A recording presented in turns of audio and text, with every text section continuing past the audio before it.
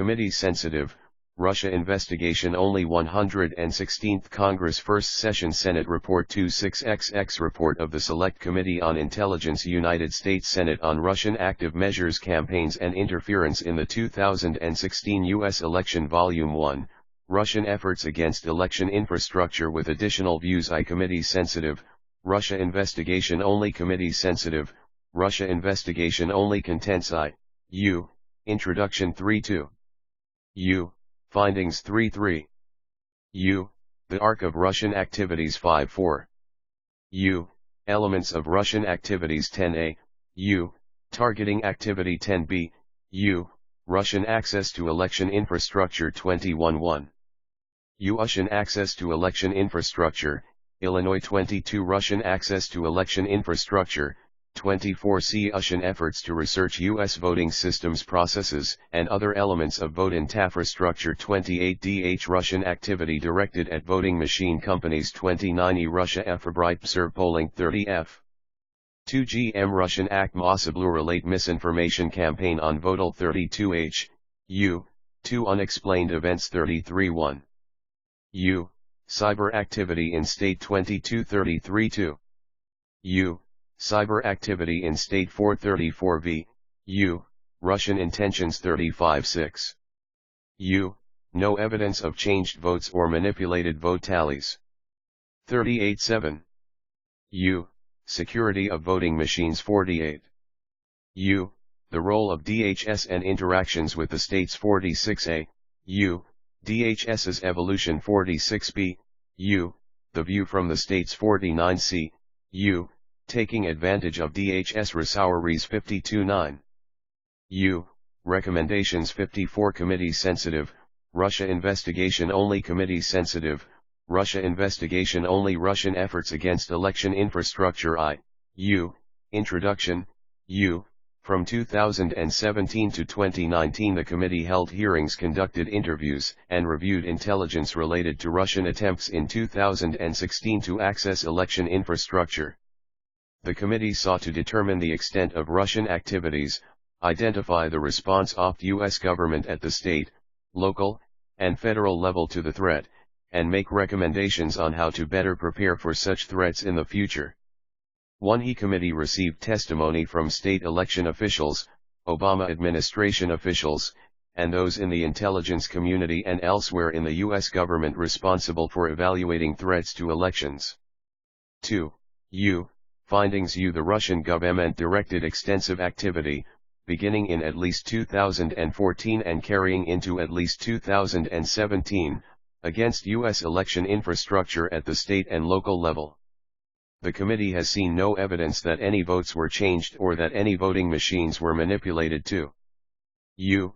The Department of Homeland Security, DHS, defines election infrastructure as storage facilities, polling places, and centralized vote tabulation locations used to support the election process, and information and communications technology to include voter registration databases, voting machines, and other systems to manage the election process and report and display results on behalf of state and local governments, according to the January 6, 2017 statement issued by Secretary of Homeland Security J. Johnson on the designation of election infrastructure as a critical infrastructure subsector, available at https://www.dhs.gov/news/2017/10/06/ Statement. Secretary Johnson designation election infrastructure critical. Similarly, the Help America Vote Act, HAVA, PUBL.No. 107-252 Section 301, b. 1, refers to a functionally similar set of equipment as voting systems, although the definition excludes physical polling places themselves among other differences. 52 U.S.C. 21081, b. This report uses the term election infrastructure broadly to refer to the equipment, processes, and systems related to voting, tabulating, reporting, and registration. The committee has reviewed the intelligence reporting underlying the Department of Homeland Security, DHS, assessment from early 2017. U. The names OIFDHIE states the commit po KHIF lachid quaimpni utmi befernst. Stithksrednabdals.om slates asked the committee to protect state names before providing the committee with information. The committee's goal was to get the most information possible, so state names are anonymized throughout this report.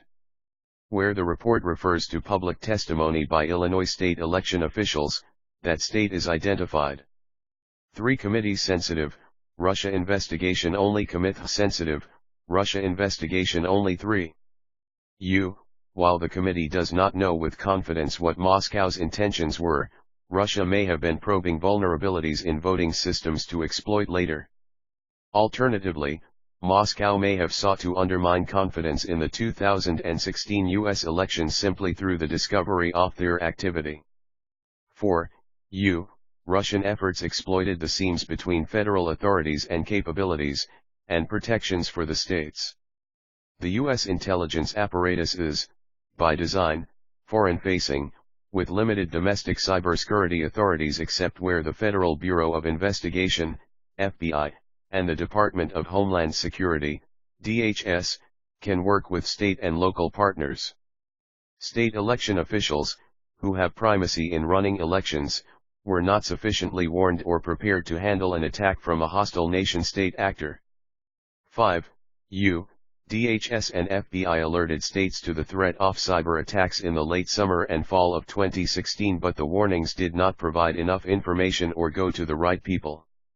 Alerts were actionable, in that they provided malicious Internet Protocol, IP, addresses to information technology, IT, professionals, but they provided no clear reason for states to take this threat more seriously than any other alert received. 6. In 2016, officials at all levels of government debated whether publicly acknowledging this foreign activity was the right course. Some were deeply concerned that public warnings might promote the very impression they were trying to dispel, that the voting systems were insecure. 7. Russian activities demand renewed attention to vulnerabilities in U.S. voting infrastructure. In 2016, cybersecurity for electoral infrastructure at the state and local level was sorely lacking. For example, voter registration databases were not as secure as they could have been. Aging voting equipment, particularly voting machines that had no paper record of votes, were vulnerable to exploitation by a committed adversary. Despite the focus on this issue since 2016, some of these vulnerabilities remain. 8. In the face of these threats and these security gaps, DHS has redoubled its efforts to build trust with states and deploy resources to assist in securing elections. Since 2016, DHS has made great strides in learning how election procedures vary across states and how federal entities can be of most help to states. The U.S. Election Assistance Commission, EAC, the National Association of Secretaries of State, NAS, the National Association of State Election Directors, NAST, and other groups have helped DHS in this effort. DHS's work to bolster state cybersecurity has likely been effective, in particular for those states that have leveraged these cybersecurity assessments for election infrastructure, but much more needs to be done to coordinate state, local, and federal knowledge and efforts in order to harden states' electoral infrastructure against foreign meddling. 9. To assist in addressing these vulnerabilities, Congress in 2018 appropriated $380 million in grant money for the states to bolster cybersecurity and replace vulnerable 4. Committee sensitive, Russia investigation only. COMMLRIE sensitive, Russia invests on only voting machines / when those funds are spent. Congress should evaluate the results and consider an additional appropriation to address remaining insecure voting machines and systems. 10. DHS and other federal government entities remain respectful of limits of federal involvement in state election systems. States should be firmly in the lead for running elections. The country's decentralized election system can be a strength from a cybersecurity perspective, but each operator should be keenly aware of the limitations of their cybersecurity capabilities and know how to quickly and properly obtain assistance. 3. The The arc of Russian activities. In its review of 2016 elections, the committee found no evidence that vote tallies were altered or that voter registry files were deleted or modified, though the committee and IC's insight into this is limited. Russian government-affiliated cyber actors conducted an unprecedented _object state election infrastructure in the run-up to the 2016 U.S. elections. Throughout 2016 and for several years before, Russian intelligence services and government personnel conducted a number of intelligence-related activities targeting the voting process. The committee found ample evidence to suggest that the Russian government was developing and implementing capabilities to interfere in the 2016 elections, including undermining confidence in U.S. democratic institutions and voting processes. Consolidated Appropriations Act 2018 PUBL No. 115 to 141, 132 STAT 348,561 to 562. The committee has limited information on the extent to which state and local election authorities carried out forensic evaluation of registration databases. These activities are routinely carried out in the context of private sector breaches. FBI LHM IF by LHM, DHS Homeland, Intelligence Bureau FBI LHM, Committee Sensitive, Russia Investigation Only Committee Sensitive, Russia Investigation Only. Evidence of scanning of state election systems first appeared in the summer prior to the 2016 election. In mid-July 2016, Illinois discovered anomalous network activity, specifically a large increase in outbound data, on a Illinois Board of Elections voter registry website. Working with Illinois, the FBI commenced an investigation of the voter registration database. The attack resulted in data exfiltration from On August 2016, FBI issued an unclassified flash to state technical level experts on a set of identified from the attack on Illinois's voter registration databases. Product did not attribute the attack to Russia or any other Paskia CTO. The flash FBI Electronic C9 Acadian. DHS briefing for SSCI staff, March 5, 2018. SSCI transcript of open hearing on Russian interference in the 2016 U.S. elections, held on Wednesday, June 21, 2017, p. 113. According to the United States Computer Emergency Readiness Team, CERT, SQL injection is a technique that attempts to subvert the relationship between a web page and its supporting database, typically in order to trick the database into executing malicious code. DHSIIR 4005-000617. An IP address targeted multiple U.S. state governments to include election SYFTTPMS October 4, 2016. Hi, DHS briefing for SSCI staff, March 5, 2018. FBI flash alerts are notifications of potential cyber threats sent to local law enforcement and private industry so that administrators are able to guard their systems against the described threat. Flashes marked TLP, Amber are considered shareable with members of recipient's own organization and those with direct need to know. IBID Lumber TLD 1004 TLP Amber, IBID und Committee Sensitive, Russia Investigation Only Committee Sensitive, Russia Investigation Only. After the issuance of August flash, the Department of Homeland Security, DHS, and the Multi-State Information Sharing and Analysis Center, MSISAC, asked states to review their log files to determine if IP addresses described in the flash had touched their infrastructure. This request for voluntary self-reporting, in conjunction with DHS analysis of netflow activity on MSISAC internet sensors, identified another 20 states whose networks had made connections to at least one IP address listed on the flash. DHS was almost entirely reliant on states to self-report scanning activity. Former Special Assistant to the President and Cybersecurity Coordinator Michael Daniel said, "Eventually we get enough of a picture that we become confident over the course of August OF 2016 that we're seeing the Russians probe a whole bunch of different state election infrastructure, voter registration databases, and other related infrastructure on a regular basis." Dr. Samuel Lyles, Acting Director of Cyber Analysis Division within DHS's Office of Intelligence and Analysis, INA, testified to the committee on June 21, 2017 that by late September, we determined that Internet-connected election-related networks in 21 states were potentially targeted by Russian government cyber actors. Hi MS Isaac is a DHS subheat grind of DDWeed low sharing information between state, local, tribal, and territorial, SLTT, government entities. It serves as the central cybersecurity resource for SLTT governments. Entities join to receive cybersecurity advisories and alerts, vulnerability assessments, incident response assistance, and other services.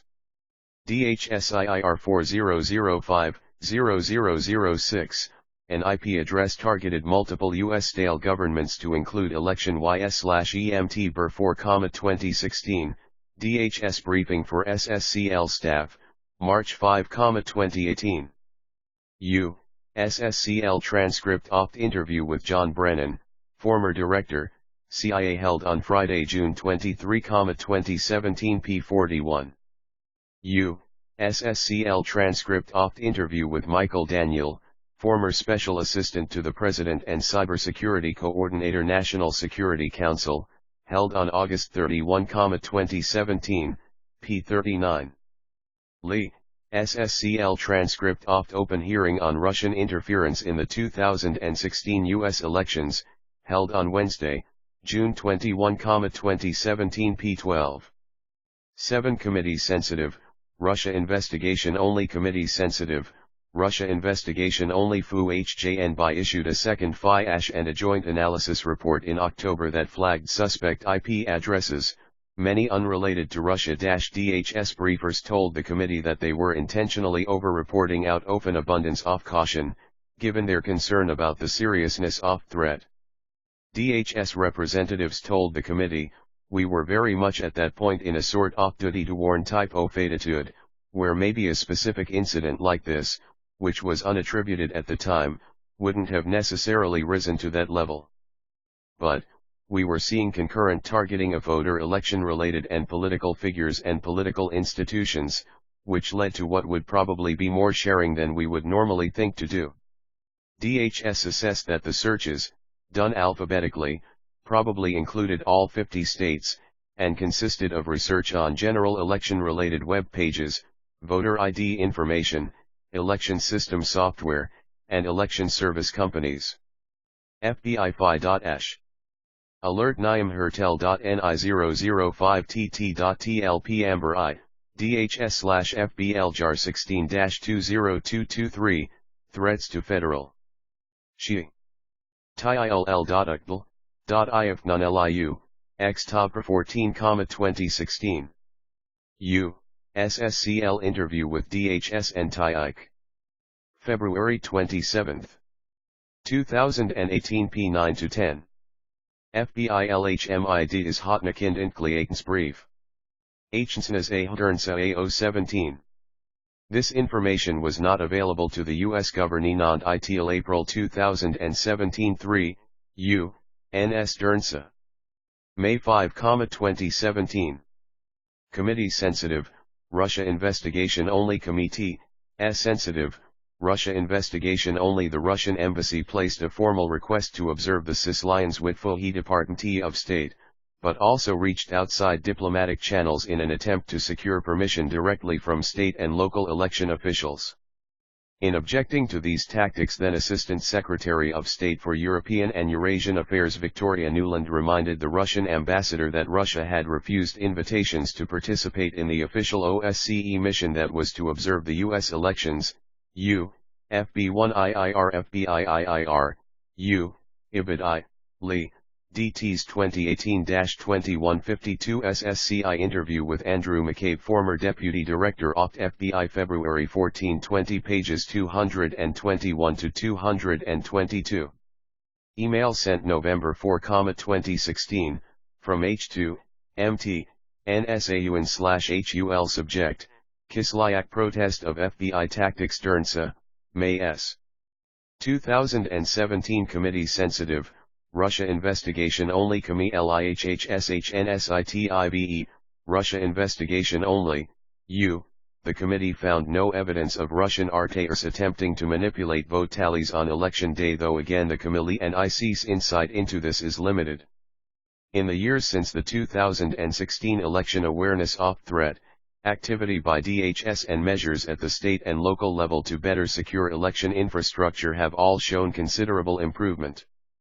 The threat, however, remains imperfectly understood. In a briefing before senators on August 22, 2018, DNI Daniel Coates, FBI Director Christopher Wray, then DHS Secretary Kirstjen Nielsen, and then DHS Undersecretary for the National Protection and Programs Division Christopher Krebs told senators that there were no known threats to election infrastructure. However, Mr. Krebs also said that top election vulnerabilities remain, including the administration of voter databases and the tabulation of data, with the latter being a much more difficult target to attack. Relatedly, several weeks prior to the 2018 midterm election, DHS assessed that numerous actors are regularly targeting election infrastructure, likely for different purposes, including to cause disruptive effects, steal sensitive data, and undermine confidence in the election. 4. Elements of Russian activities. Targeting activity. Scanning of election-related state infrastructure by Moscow was the most widespread activity the IC and DHS elements observed in the run-up to the 2016 election. 111 In an interview with the committee, Mr. Daniel stated, "What it mostly looked like to us was reconnaissance. I would have characterized it at the time as sort of conducting the reconnaissance to do the network mapping, to do the topology mapping. So, IJ, 2018-3275 Summary of 8/22/2018 All Senators Election Security Briefing, August 28.20, 8. Homeland Security Intelligence Assessment, Cyber actors continue to engage in influence activities and targeting of election infrastructure, October 11, 2018. DTs 2019-1368 NIC 2019-01 Intelligence Community Assessment, a summary of Intelligence Community Report on Foreign Interference as directed by Executive Order 13848, March 29, 2019. P2-3. IBID, SSCI Interview of Representatives from DHS and TIIC, February 27, 2018 P12. 10 Committee Sensitive, Russia Investigation Only COMMITLTHSHNSIRIBK, Russia Investigation Only that you could actually understand the network, establish a presence so you could come back later and actually execute an operation. Testifying before the committee, Dr. Lyles characterized the activity as simple scanning for vulnerabilities, analogous to somebody walking down the street and looking to see if you are home. A small number of systems were unsuccessfully exploited, as though somebody had rattled the doorknob but was unable to get in. However, a small number of networks were successfully exploited. They made it through the door. Happy face, DHS and FBI assessments on the number of affected states evolved since 2016. In Ajwan LFBL/DHS intelligence product published in March 2018 and coordinated with the Central Intelligence Agency, CIA, the Defense Intelligence Agency, DIA, the Department of State, the National Intelligence Council, the National Security Agency, NSA, and the Department of Treasury, DHS, and FBI assessed that Russian intelligence services conducted activity. DHS arrived at their initial assessment by evaluating whether the tactics, techniques and procedures, TTPs, observed were consistent with previously observed Russian TTPs, whether the actors used known Russian-affiliated malicious infrastructure, and whether a state or local election system was the target. The majority of information examined by DHS was provided by the states themselves. The MSISAC gathered information from states that noticed the suspect IPs pinging their systems.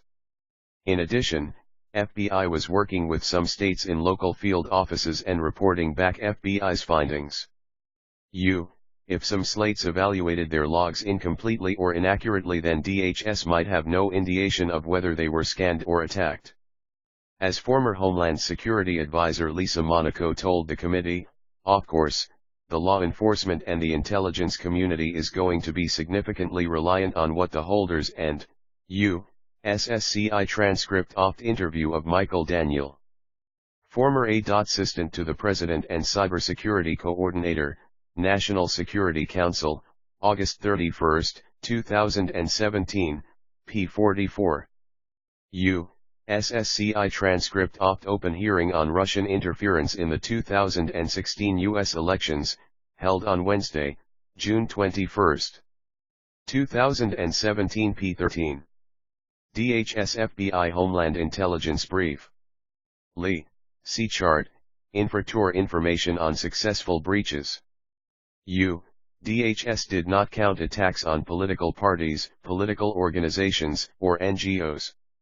For example, the Compromise Open email affiliated with a partisan State 13 voter registration organization was not included in DHS's count.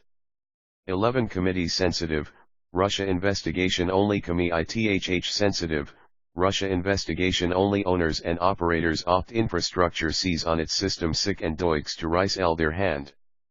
However, both TJIC and the committee in its own review were unable to. The states, Mr. Daniel told the committee that by late August 2016, he had already personally concluded that the Russians had attempted to intrude in all 50 states, based on the extent opt activity and the apparent randomness opt attempts. My professional judgment was we have to work under the assumption that they've tried to go everywhere, because they're thorough, they're competent, they're good. Happy face. Intelligence developed later in 2018 bolstered Mr. Daniels' assessment that all 50 states were targeted. U.S.SCI transcript opt interview with Lisa Monaco, former Homeland Security Advisor, August 10, 2017, p. 38. U.S.SCI transcript opt interview with Michael Daniel, former Assistant to the President and Cybersecurity Coordinator, National Security Council, August 31, 2017, p. 40. DLL's IBI Homeland Intelligence Bulletin. IJ, IBI, L, DHS briefing for SSCI staff, March 5, 2018. Lee, SSCI interview of representatives from DHS and TIIC, February 27, 2018, pages 11 to 12. DHS briefing for SSCI staff, March 5, 2018. 12 Committee sensitive, Russia investigation only. Committee sensitive, Russia investigation only. However, IP addresses associated with the August 18, 2016 flash provided some indications the activity might be attributable to the Russian government, particularly the GRU. One off Netherlands-based I exhibited the same behavior from the same node over a period off Lemay. It was behaving like, the same user or group of users was using this to direct activity against the same type of targets, according to DHS staff. IBID, IBID, IBID, FRR, L, Cyber Threat Intelligence Integration Center, TIIC. Cyber Threat Intelligence Summary October 7, 2016. IBID, T, SSCL interview of representatives from DHS and TIIC February 27, 2018 p. 13. 13 Committee sensitive, Russia investigation only. Committee sensitive, Russia investigation only. The IC's confidence level above the attribution of Lohi attacks evolved over 2017 and into 2018. The committee reached out to the 21 states that DHS first identified as targets of scanning activity to learn about their experiences. Election officials provided the committee, DHS Electronic Communication, December 19, 2016 email from, DHS/NCHIC2, CIA 7, DHS Intelligence Assessment, Hostile Russian Cyber Targeting of Elchian Infrazinitier in 2016, Probable Non-Stale Actors Attempt Disruption, May 3, 2017. 2. IBID, ESI interview of representative as from DH San Taik February 27, 2018 p13.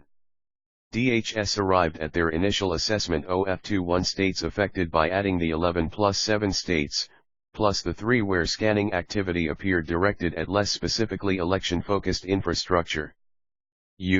SSCL conference call with DHS and FBI, March 29, 2018.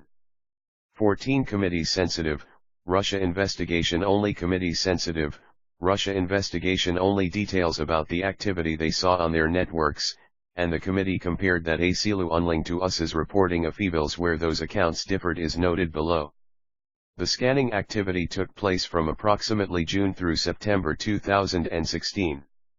State Illinois, State 2, State 3, State 4, State 5, State 6 observed activity, see infra.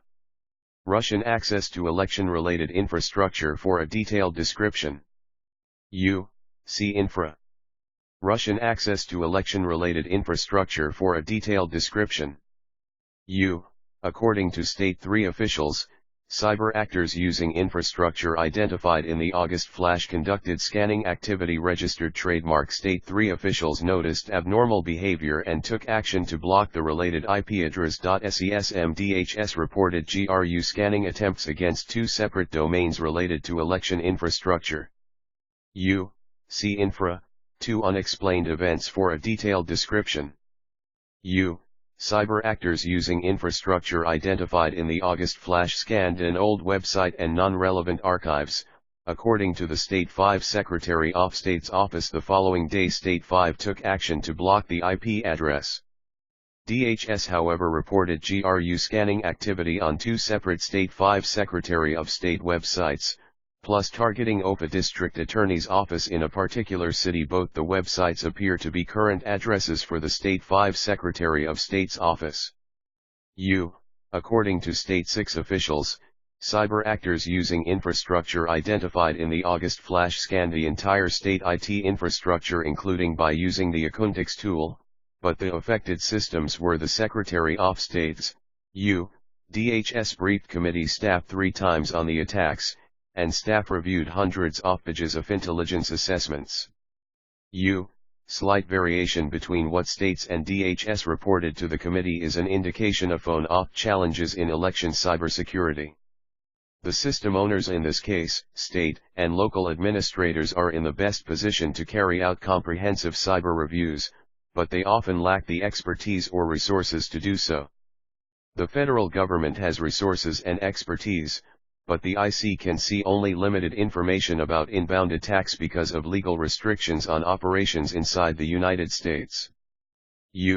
Memorandum for the record. SSCI staff, conference call with State 3, December 8, 2017. IBID. DHS briefing for committee staff on March 5, 2018. Memorandum for the record. SSCI staff, conference call with State 5, December 1, 2017. IBID, FFLU, briefer suggested the most wanted list housed on the district attorney's website may have in some way been connected to voter registration. The exact nature of these connection, including whether it was a technical network connection or whether databases of individuals with felony convictions held by the district attorney's office had voting registration implications, is unclear. DHS briefing for committee SLALT on March 5, 2018. State 6 officials did not specify, but in light of DHS assessment they likely meant SQL injection. 15 Committee sensitive, Russia investigation only. Com1 EE Senslonv, Russia investigation only web application and the election results. Uspsitkip Penklialiunli had been successful actors could have manipulated the unofficial display of election tallies. State officials believed they would have caught any inconsistency quickly. State 6 became aware of these malicious activity and alerted partners. State 7 DHS reported that GRU actors scanned State 6 then unsuccessfully attempted many SQL injection attacks. State 6 saw the highest number of SQL attempts. Openly State. According to State 7 officials, cyber actors using infrastructure identified in the August flash scanned public-facing websites, including the static election site. It seemed the actors were cataloging holes to come back later. According to state election officials, State 7 became aware of these malicious activity after receiving an FBI alert. State 8 DHS reported GRU scanning attempts against two separate domains related to election infrastructure. According to State 8 officials, cyber actors using infrastructure identified in the August flash scanned a State 8 public election website on one day. State 8 officials described the activity as heightened but not particularly out of the ordinary. State 8 became aware of these malicious activity after receiving an alert. UK. According to State 9 officials, cyber actors using infrastructure identified in STATE 9 in October. MS Isaac advisory scanned the statewide voter registration memorandum for the record. SSCI staff, conference call with State 6, November 17, 2017.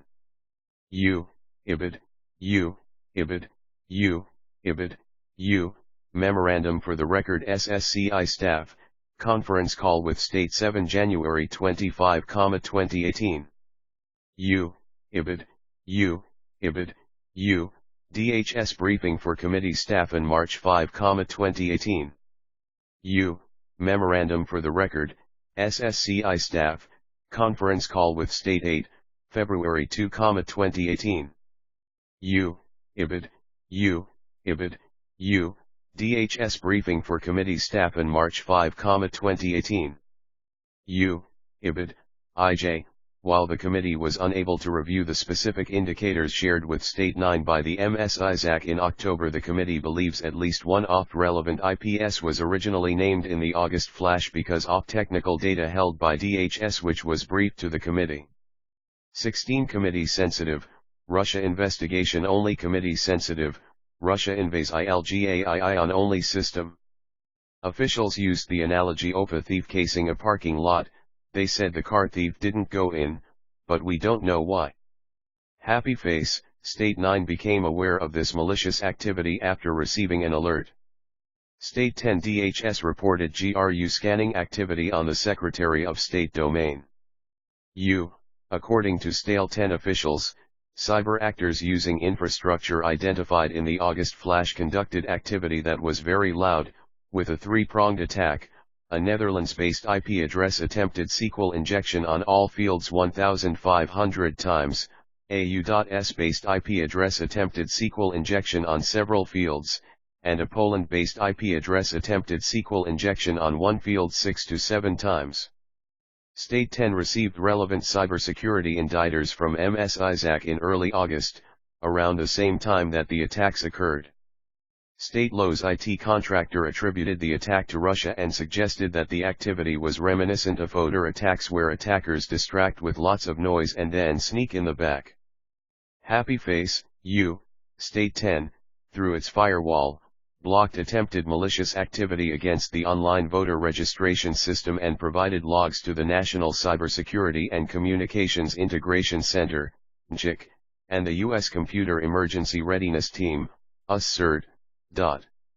State 10 also brought in an outside contractor to assist. DHS confirmed GRU SQL injection attempts against State Lowe's Voter Services website on August 5 and said that the attack was blocked after one day by State Lowe's firewall.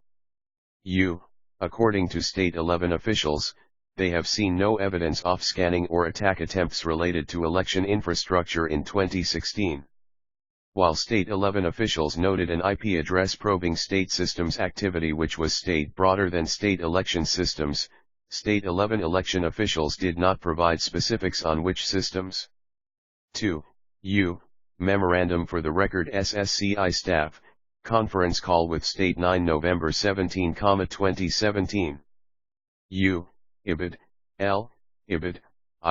DHS briefing for committee staff in March 5, 2018.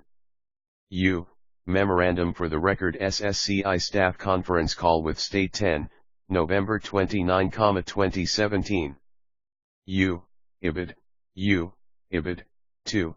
NCHIC is DHS's Cyber Watch Center. Degree, Lee, DHS briefing for committee staff in March 5, 2018. Memorandum for the Record SSCI Staff, Conference Call VDTH State 11, December 8, 2017. Asterisk 4, IBID 17 Commit SF Sensitive, Russia Investigation Only Committee Sensitive, Russia Investigation Only DHS reported GRU scanning activity on the Secretary of State domain. Cyber actors using infrastructure identified in the August flash conducted scanning activity that lasted less than a second and no security breach occurred, according to State 12 officials. State 12 became aware of this malicious activity after being alerted to it.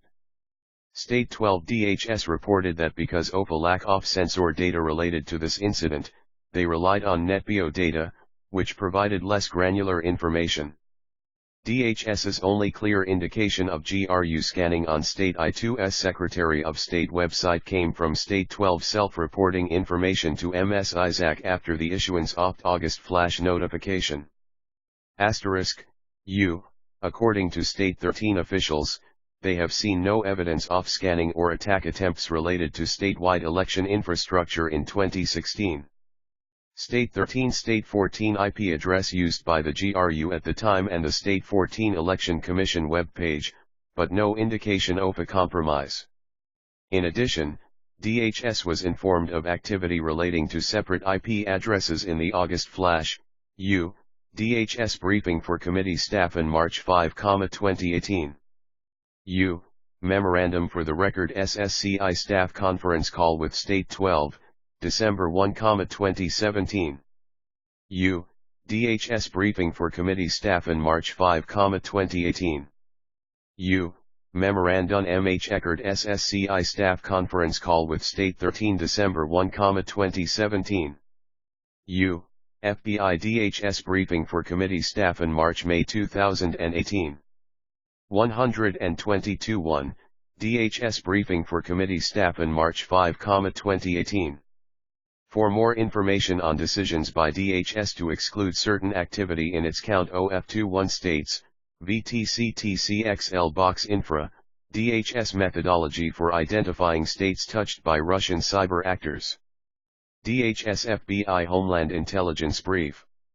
DHS briefing for committee staff in March 5, 2018. 18 Committee Sensitive, Russia Investigation Only. State 15 Committee IT Sensitive, Russia Investigation Only including attempted domain name system, DNS, lookups and potentially malicious emails, some dating back to January 2016.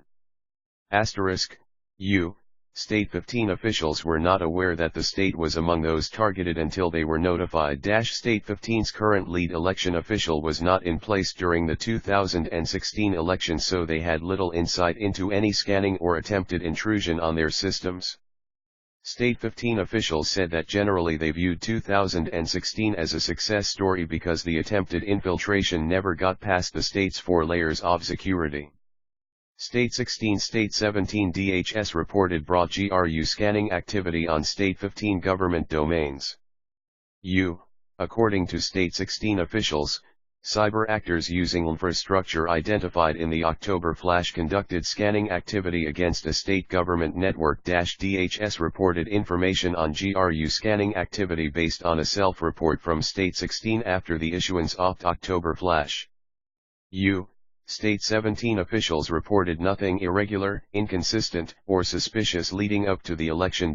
While State 17 IT staff received an MS Isaac notification, that notification was not shared within the state government. State 18 State 19 DHS reported GRU scanning activity on an election-related domain. State 18 election officials said they observed no connection from the IP addresses listed in the election-related notifications. DHS reported indications of GRU scanning activity on a State 18 government domain. According to State 19 officials, cyber actors using infrastructure identified in October by MS Isaac conducted scanning activity. State 19 claimed this activity was blocked, but did not elaborate on why or how it was blocked. Asterisk Day IIR 4019-001217, cyber activity targeting State 14 government networks from Internet Protocol addresses associated with targeting state election systems, October 21, 2016. U. Memorandum for the Record SSCI Staff, Conference Call with State 15, March 12, 2018. U. DHS Briefing for Committee Staff in March 5, 2018. 2. Lee, Memorandum for the Record SSCI Staff Conference Call with State 16, December 1, 2017. U. DHS Briefing for Committee Staff in March 5, 2018. U. Memorandum for the Record SSCI Staff Conference Call with State 17 January 25, 2018. U/A/V, U, DHS Briefing for Committee Staff in March 5, 2018. 2. Memorandum for the Record, SSCI Staff, Conference Call with State 18, December 8, 2017. U. DHS Briefing for Committee Staff in March 5, 2018. U. Memorandum for the Record SSCI Staff, Conference Call with State 19, December 1, 2017. 19 Committee Sensitive, RLLSSIA Investigation Only State 20 State 21 COMMI 11 He Sensrnv, Russia Investigation Only D is reported indications of GRU scanning activity on two separate State 19 government domains. U. According to State 20 officials, cyber actors using infrastructure identified in October by MS Isaac were knocking on the state's network, but no successful intrusion occurred. 1 DHS reported GRU scanning activity on the Secretary of State domain. U. State 21 officials received indicators from MS Isaac in October 2016. They said they were not aware the state was among those targeted until notified. DHS reported GRU scanning activity on an election-related domain as well as at least one other government system connected to the voter registration system. Neither DHS nor the committee can ascertain a pattern to the states targeted, lending credence to DHS's later assessment that all 50 states probably were scanned. DHS representatives told the committee that there wasn't a clear red state blue state purple state, more electoral votes, less electoral votes pattern to the attacks. DHS acknowledged that the U.S. government does not have perfect insight, and it is possible the IC missed some activity or that slates did not notice intrusion at TIMI or reort them 40, U. DHS Briefing for Committee Staff in March 5, 2018. U. Memorandum for the Record SSCI Staff, Conference Call with State 20, November 17, 2017. U. DHS Briefing for Committee Staff in March 5, 2018. Memorandum for the Record SSCI Staff Conference Call with State 21 November 17, 2017. U. DHS Briefing for Committee Staff in March 5, 2018. U. SSCI Interview with Itas and Taik. February 27.2018. P25. L. SSCI Interview with Li DHS until February 27, 2018 P21. 20 Committee Sensitive, Russia Investigation Only Committee Sensitive, Russia Investigation Only Election Intelligence Assessment reported the following, looking for evidence of threats to an October 2018 DHS. We judge that numerous actors are regularly targeting election infrastructure, likely for different purposes, including to cause disruptive effects, steal sensitive data, and undermine confidence in the election. We are aware of a growing volume of malicious activity targeting election infrastructure in 2018, although we do not have a complete baseline of prior years to determine relative scale of the activity. Much of our understanding of cyber threats to election infrastructure is due to proactive sharing by state and local election officials, as well as more robust intelligence and information sharing relationships amongst the election community and within the department. The observed activity has leveraged common tactics, the types of tactics that are available to nation-state and non-state cyber actors, alike, with limited success in compromising networks and accounts. We have not attributed the activity to any foreign adversaries, and we continue to work to identify the actors behind these operations. At this time, all these activities were either prevented or have been mitigated. Specifically, unidentified cyber actors since at least April 2018 and as recently as early October continue to engage in a range of potential elections-related cyber incidents targeting election infrastructure using spear phishing, database exploitation techniques, and denial of service attacks, possibly indicating continued interest in compromising the availability, confidentiality, and integrity of these systems. For example, on August 24, 2018, cybersecurity officials detected multiple attempts to illegally access the state of Vermont's online voter registration application, OLVR, which serves as the state's resident voter registration database, according to DHS reporting. The malicious activity included 1 cross-site scripting attempt, 7 structured query language, SQL, injection attempts, and 1 attempted denial of service, DOS, attack. All attempts were unsuccessful. In summarizing the ongoing threat to U.S. election systems, DHS further said in the same product, "We continue to assess multiple elements of U.S. election infrastructure are potentially vulnerable to cyber intrusions." U. Russian access to election infrastructure. DHS Homeland Security Intelligence Assessment. Cyber actors continue to engage in influence activities and targeting of election infrastructure, October 1, 2018. U. IBID 21 Committee Sensitive, Russia Investigation Only. COMENS Sensitive, Russia InvestiUAII on Only. U.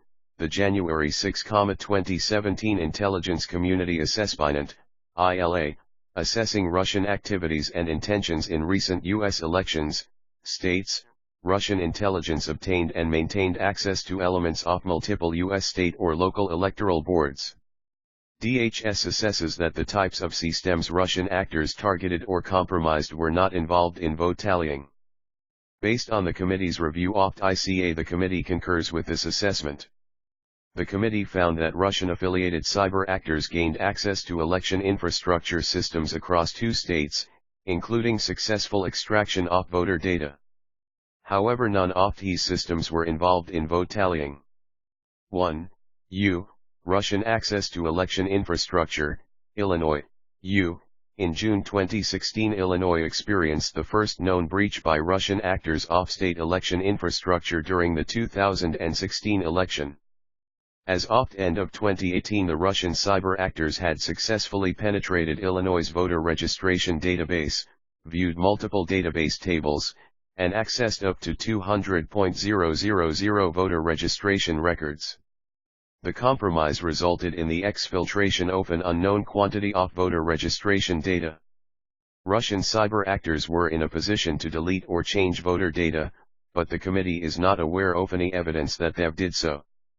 Assesses with high confidence that the penetration was carried out by Russian actors. The compromised voter registration database held records relating to 14 million registered voters. The records exfiltrated included information on each voter's name, address, partial social security number, date of birth, and either a driver's license number or state identification number. U. Intelligence Community Assessment assessing Russian activities and intentions in recent U.S. elections, January 6, 2017, p3. LJJJJJJ, DHSIIR 400500006. An IP address targeted multiple U.S. state governments to include election systems. October 4, 2016, DHS briefing for SSCI staff. March 5, 2018. Illinois election officials say hack yielded information on 200,000 voters, local newspaper August 29, 2016. Lee, DHSIIRICI open hearing on June 21, 2017, p. 110, U. State Board of Elections Illinois voter registration system records breached, August 31, 2016. As reflected elsewhere in this report, the committee did not undertake its own forensic analysis of Illinois server logs to corroborate the statement. SSCI interview with DHS and CTLLC, February 27, 2018, p. 24. U. C. Infra, Russian scanning and attempted access to election-related infrastructure. For a complete discussion on attribution related to the set-off cyber activity linked, ODI infrastructure used in the Illinois breach. FBI Erie DHS Intelligence Assessment, May 3, 2017, 0144-17, Commit Sloan Steve, Russia Investigation Only Committee Sensitive, Russia Investigation Only. DHS staff further recounted to the committee that Russia would have had the ability to potentially manipulate some OFTAT data, but we didn't see that. Further, DHS staff noted that the level of access that they gained, they almost certainly could have done more. With they didn't, is sort of an open-ended question. I think it fits under the larger umbrella of undermining confidence in the election by tipping their hand that they had this level of access or showing that they were capable of getting it. Happy face, you, according to a Cyber Threat Intelligence Integration Center, TIIC, product, Illinois officials disclosed that the database has been targeted frequently by hackers, but this was the first instance known to state officials of success in accessing it. In June 2017, the executive director of the Illinois State Board of Elections, Steve Sandvoss, testified before the committee about Illinois' experience in the 2016 elections. He laid out the following timeline. On June 23, 2016, a foreign actor successfully penetrated Illinois' databases through an SQL attack on the online voter registration website. Because of the initial low-volume nature of the attack, the State Board of Election staff did not become aware of it at first. 3 weeks later, on July 12, 2016, the IT staff discovered spikes in data flow across the voter registration database server. Analysis of server logs revealed that the heavy load was a result of rapidly repeated database queries on the application status page of our paperless online voter application website. On July 13, 2016, IT staff took the website and database offline, but continued to see activity from the malicious IP address. Firewall monitoring indicated that the attackers were hitting IP addresses 5 times per second 24 hours a day. These attacks continued until August 12, 2016, when they abruptly ceased. SSCI interview with DHS and TIIC February 27, 2018 p14. TIIC Cyber Threat Intelligence Summary August 18, 2016.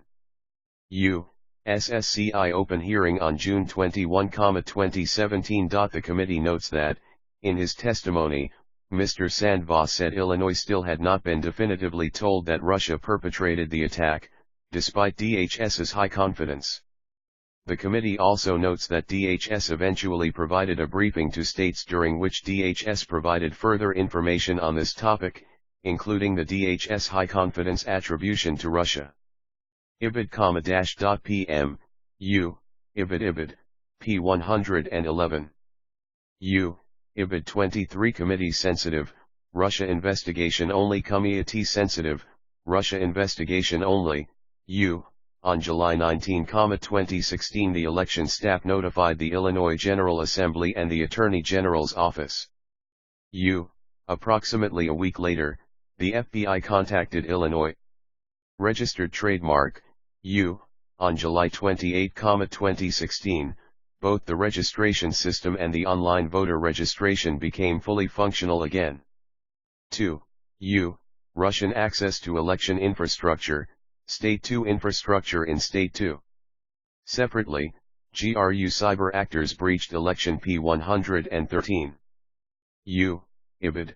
P112. FBI electronic communication.j in HID 164. FBI briefing on State 2 election systems June 25, 2018.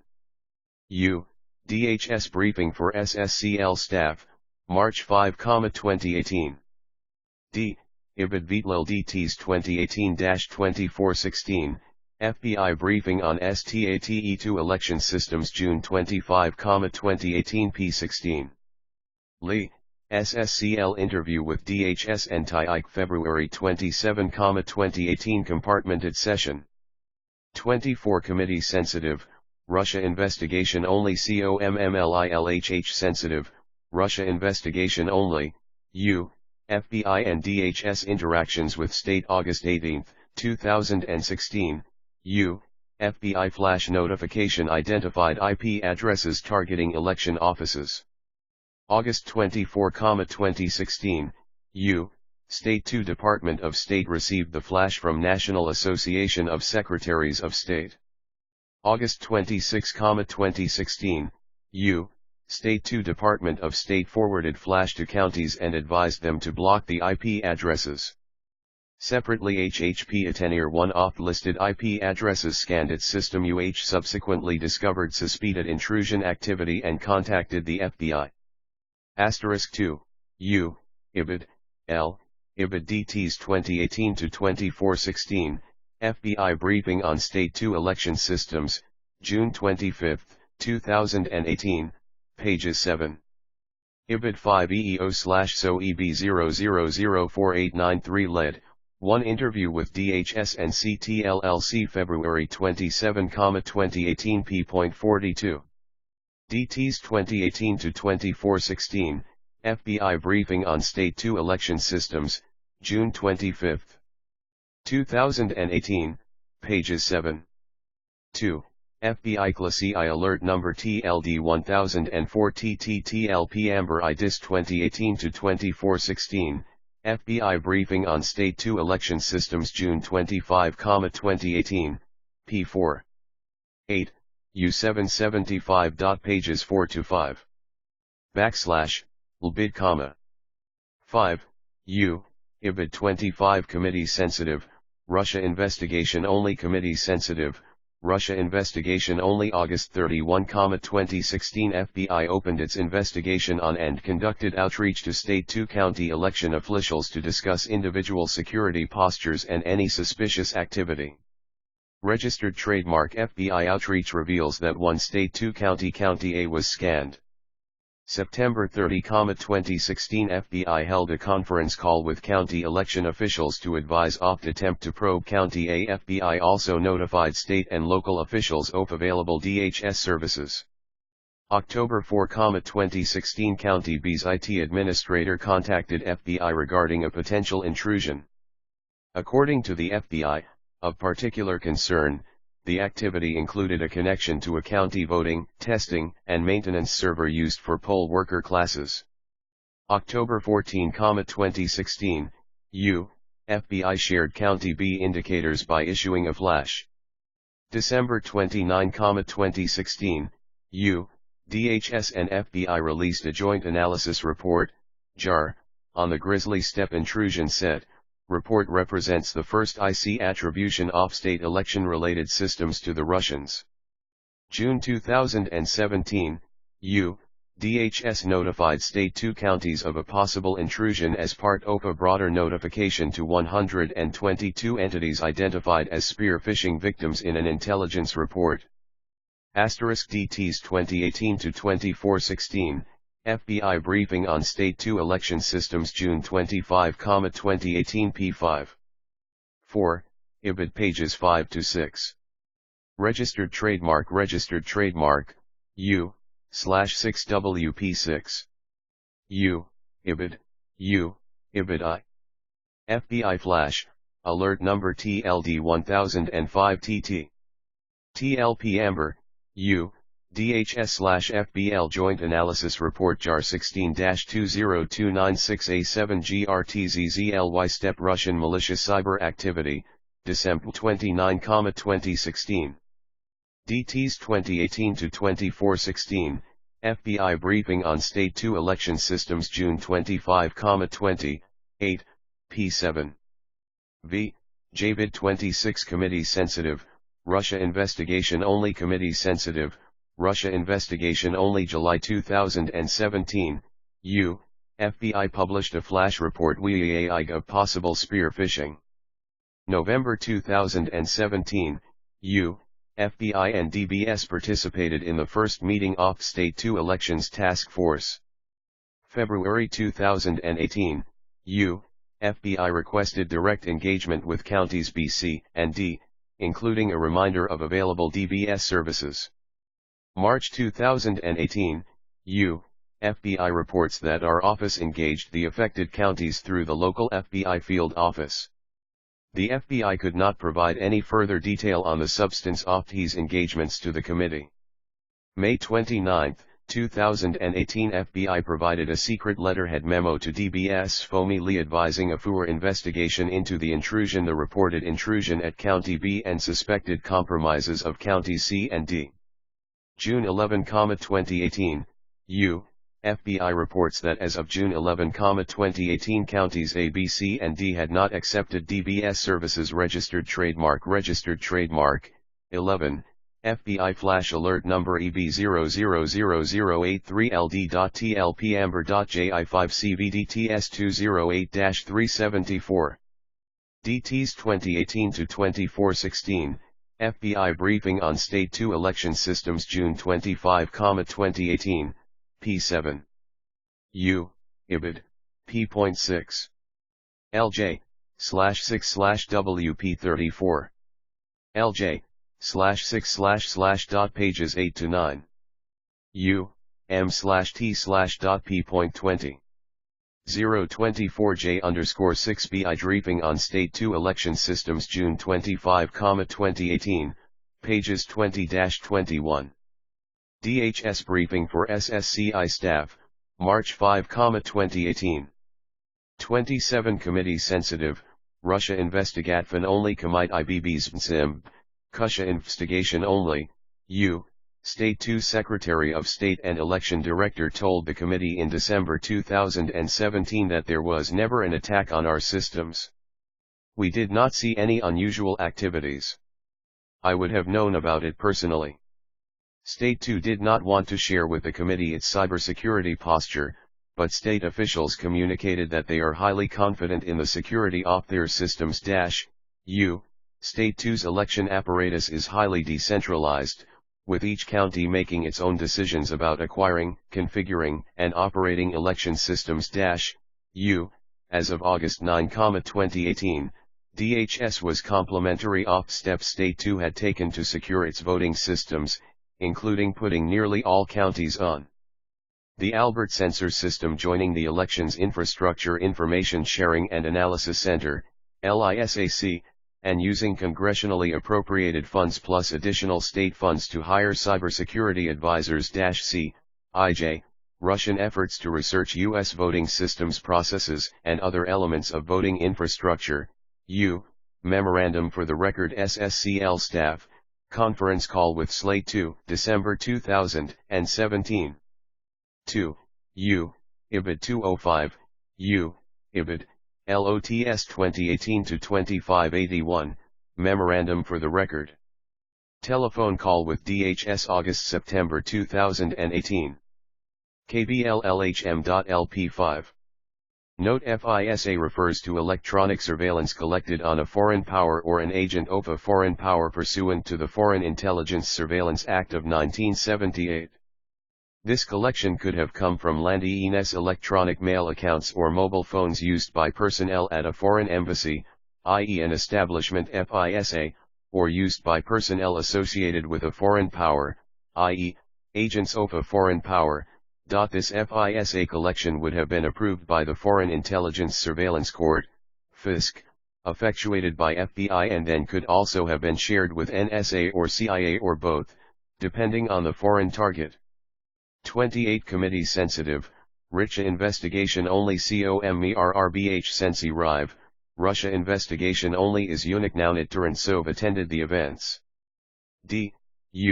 Russian activity directed at voting machine companies 210 FBI LHM, 21 IFBI LHM, equals 11, IBID P3. P4. 215, JBID 216 IHU. 5 Committee sensitive, Russia investigation only Kamir IBH Senzarib, Russia investigation only election systems. Russian government actors NAID attacks on FBI reported that between December 2015 and June 2016. Cyber actors had scanned of election systems. DHS further told the committee that malicious, a widely used vendor Russian efforts to observe polling places. Department of State were aware that Russia was attempting to send election observers to polling places in 2016. The true intention of these efforts is unknown. 2 isrbil.electronic I, DHS Bryatelngi Tour SSCI Staff March 5, 2018, U, IBID 222, U, IBID 223, U, NSA 22 *, U, IBID, PP 225, U, FBIIIR 226, U, IBID Dernsa, May 5, 2017, P3. 30 Committee Sensitive, Russia Investigation Only. Committee Sensitive, Russia Investigation Only. The Russian Embassy placed a formal request to observe the elections with the Department of State, but also reached outside diplomatic channels in an attempt to secure permission directly from state and local election officials. For example, in September 2016 the State 5 Secretary of State denied a request by the Russian Consul General to allow a Russian government official inside a polling station on election day to study the U.S. election process, Akin mission. Interfere, U, DTs 2018-2152 SSCI transcript of interview of Andrew McCabe, former Deputy Director of Federal Bureau of Investigation, February 14, 2018. Pages 221-222. U, IBID, U, IBID, U, IBID. Email sent November 2016 from Subject, G. She / Ik I Royastnia sent SC, Ember 13 2016 from, Visa / Travel 2, U, IBID U / LHID. NDEX. From UCCT, Russia Kisi Yak protest of FBI tactics STCRT1//Naforn. 31 Committee Sensitive, Russia Investigation Only. Subject, Committee Sensitive, Russia Investigation Only. Are Russian activity possibly related to a misinformation campaign on voter 236 HDTs 2018-3952, MFR of interview with Randy Coleman December 5, 2018. U, Dernsa, May 5, 2017. U, IBID, U, SSCL interview with DHS and TIIC February 27, 2018, 240 RFBIIIR 47-48. FBI LHM. IJ, IBID 32 COMMLRIEE Sensitive, Russia Investigation Only. Committee Sensitive, Russia PIGN Only, U, The Declassified, January 6, 2017, Intelligence Community Assessment also highlighted preparations related to voter fraud, noting that Russian diplomats were prepared to publicly call into question the validity of results and that pro-Kremlin bloggers had prepared a Twitter campaign numbered Mosiasi RIP on election night in anticipation of Secretary Clinton's victory, judging from their social media activity. U, during a 2017 election. State 17 saw hot activity on social media, including allegations of voter fraud, in particular on Reddit. State 17 had to try to prove later that there was no fraud. H, U, 2 Unexplained Events 1. U, Cyber Activity in State 22, VY Tuntelignscoen Assessment assessing Russian activities and intentions in recent U.S. elections January 6, 2017 P2. U, see Memorandum for the Record. SSCI Staff, Conference Call with State 17 January 25, 2018. The committee notes it is conducting a related investigation into the use of social media by Russian government-affiliated entities. 247 Fusion Center model is a partnership between DHS and state, local, tribal, and territorial entities. They serve as a focal point for the receipt, analysis, gathering, and sharing of threat-related information. U, TIIC Cyber Threat Intelligence Summary / Cyber Threats in Focus, Malicious Cyber Activity on Election-Related Computer Networks last spring possibly linked to Russia, October 7, 2016, DHS-IIR 4019-014716, September 28, 2016. U, IBID 0, U, IBIT 33 Committee Sensitive, Russia Investigation Only IVT, Russia Investigation Only 2.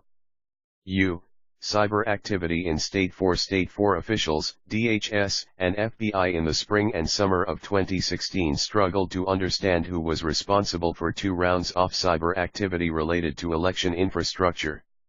Eventually, one set of cyber activity was attributed to Russia and one was not. First, in April of 2016 a cyber actor successfully targeted State 4 with a phishing scam. After a county employee opened an infected email attachment, the cyber actor stole credentials, which were later posted online. Those stolen credentials were used in June 2016 to penetrate State 4's voter registration database. A TIIC product reported the incident as follows: an unknown actor viewed a statewide voter registration database after obtaining a state employee's credentials through phishing and keystroke logging malware, according to a private sector DHS partner claiming second-hand access. The actor used the credentials to access the database and was in a position to modify county, but not statewide, data. DHS analysis of forensic data provided by a private sector partner discovered malware on the system, and State 4 shut down the voter registration system for about 8 days to contain the attack. State 4 officials later told the committee that while the cyber actor was able to successfully log into a workstation connected to election-related infrastructure, additional credentials would have been needed for the cyber actor to access the voter registration database on that system. At first, FBI told State 4 officials that the attack may have originated from Russia, but the ties to the Russian government were unclear. The Bureau described the threat as credible and significant, a spokesman for State 4 Secretary of State said. State 4 officials also told press that the hacker had used a server in Russia, but that the FBI could not confirm the 251 interview with DHS and TIIC February 27, 2018, p. 38. Cyber Threat Intelligence Integration Center, TIIC, compromised state election networks, November 2, 2016. PIDHSIIR 4005-082916, a U.S. slate Governmeni's election system targeted by malicious activity. September 9, 2016, Memorandum for the Record SSCI Staff, Conference Call with State 4, December 1, 2017. Memorial Lini FMIHC Record.SSCI Staff. Conference Call with Slate 41.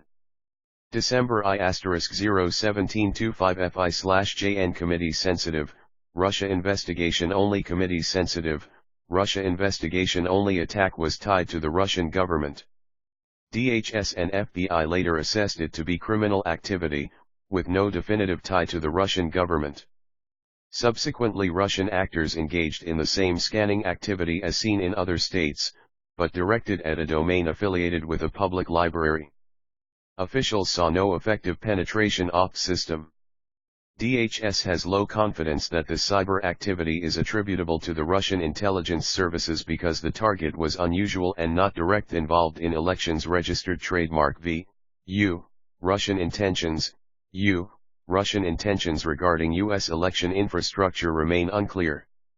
Russia might have intended to exploit vulnerabilities in election infrastructure during the 2016 elections and for unknown reasons, decided not to execute those options. Alternatively, Russia might have sought to gather information in the conduct of traditional espionage activities. Lastly, Russia might have used its activity in 2016 to catalog options or clandestine actions, holding them for use at a later date. Based on what the IC knows about Russia's operating procedures and intentions more broadly, the IC assesses that Russia's activities against U.S. election infrastructure likely sought to further their overarching goal, undermining the integrity of elections and American confidence in democracy. Former Homeland Security Advisor Lisa Monaco told the committee that there was agreement in the IC that one of motives that Russia was trying to do with this active measures campaign was to sow distrust and discord and lack of confidence in the voting process and the democratic process. Registered trademark DHS representatives told the committee that WEC Russians in particular obviously gain access, learn about the environment, learn about what systems are interconnected, probing the type of intelligence preparation opt environment that you would expect from an actor like the Russians. So certainly the context going forward.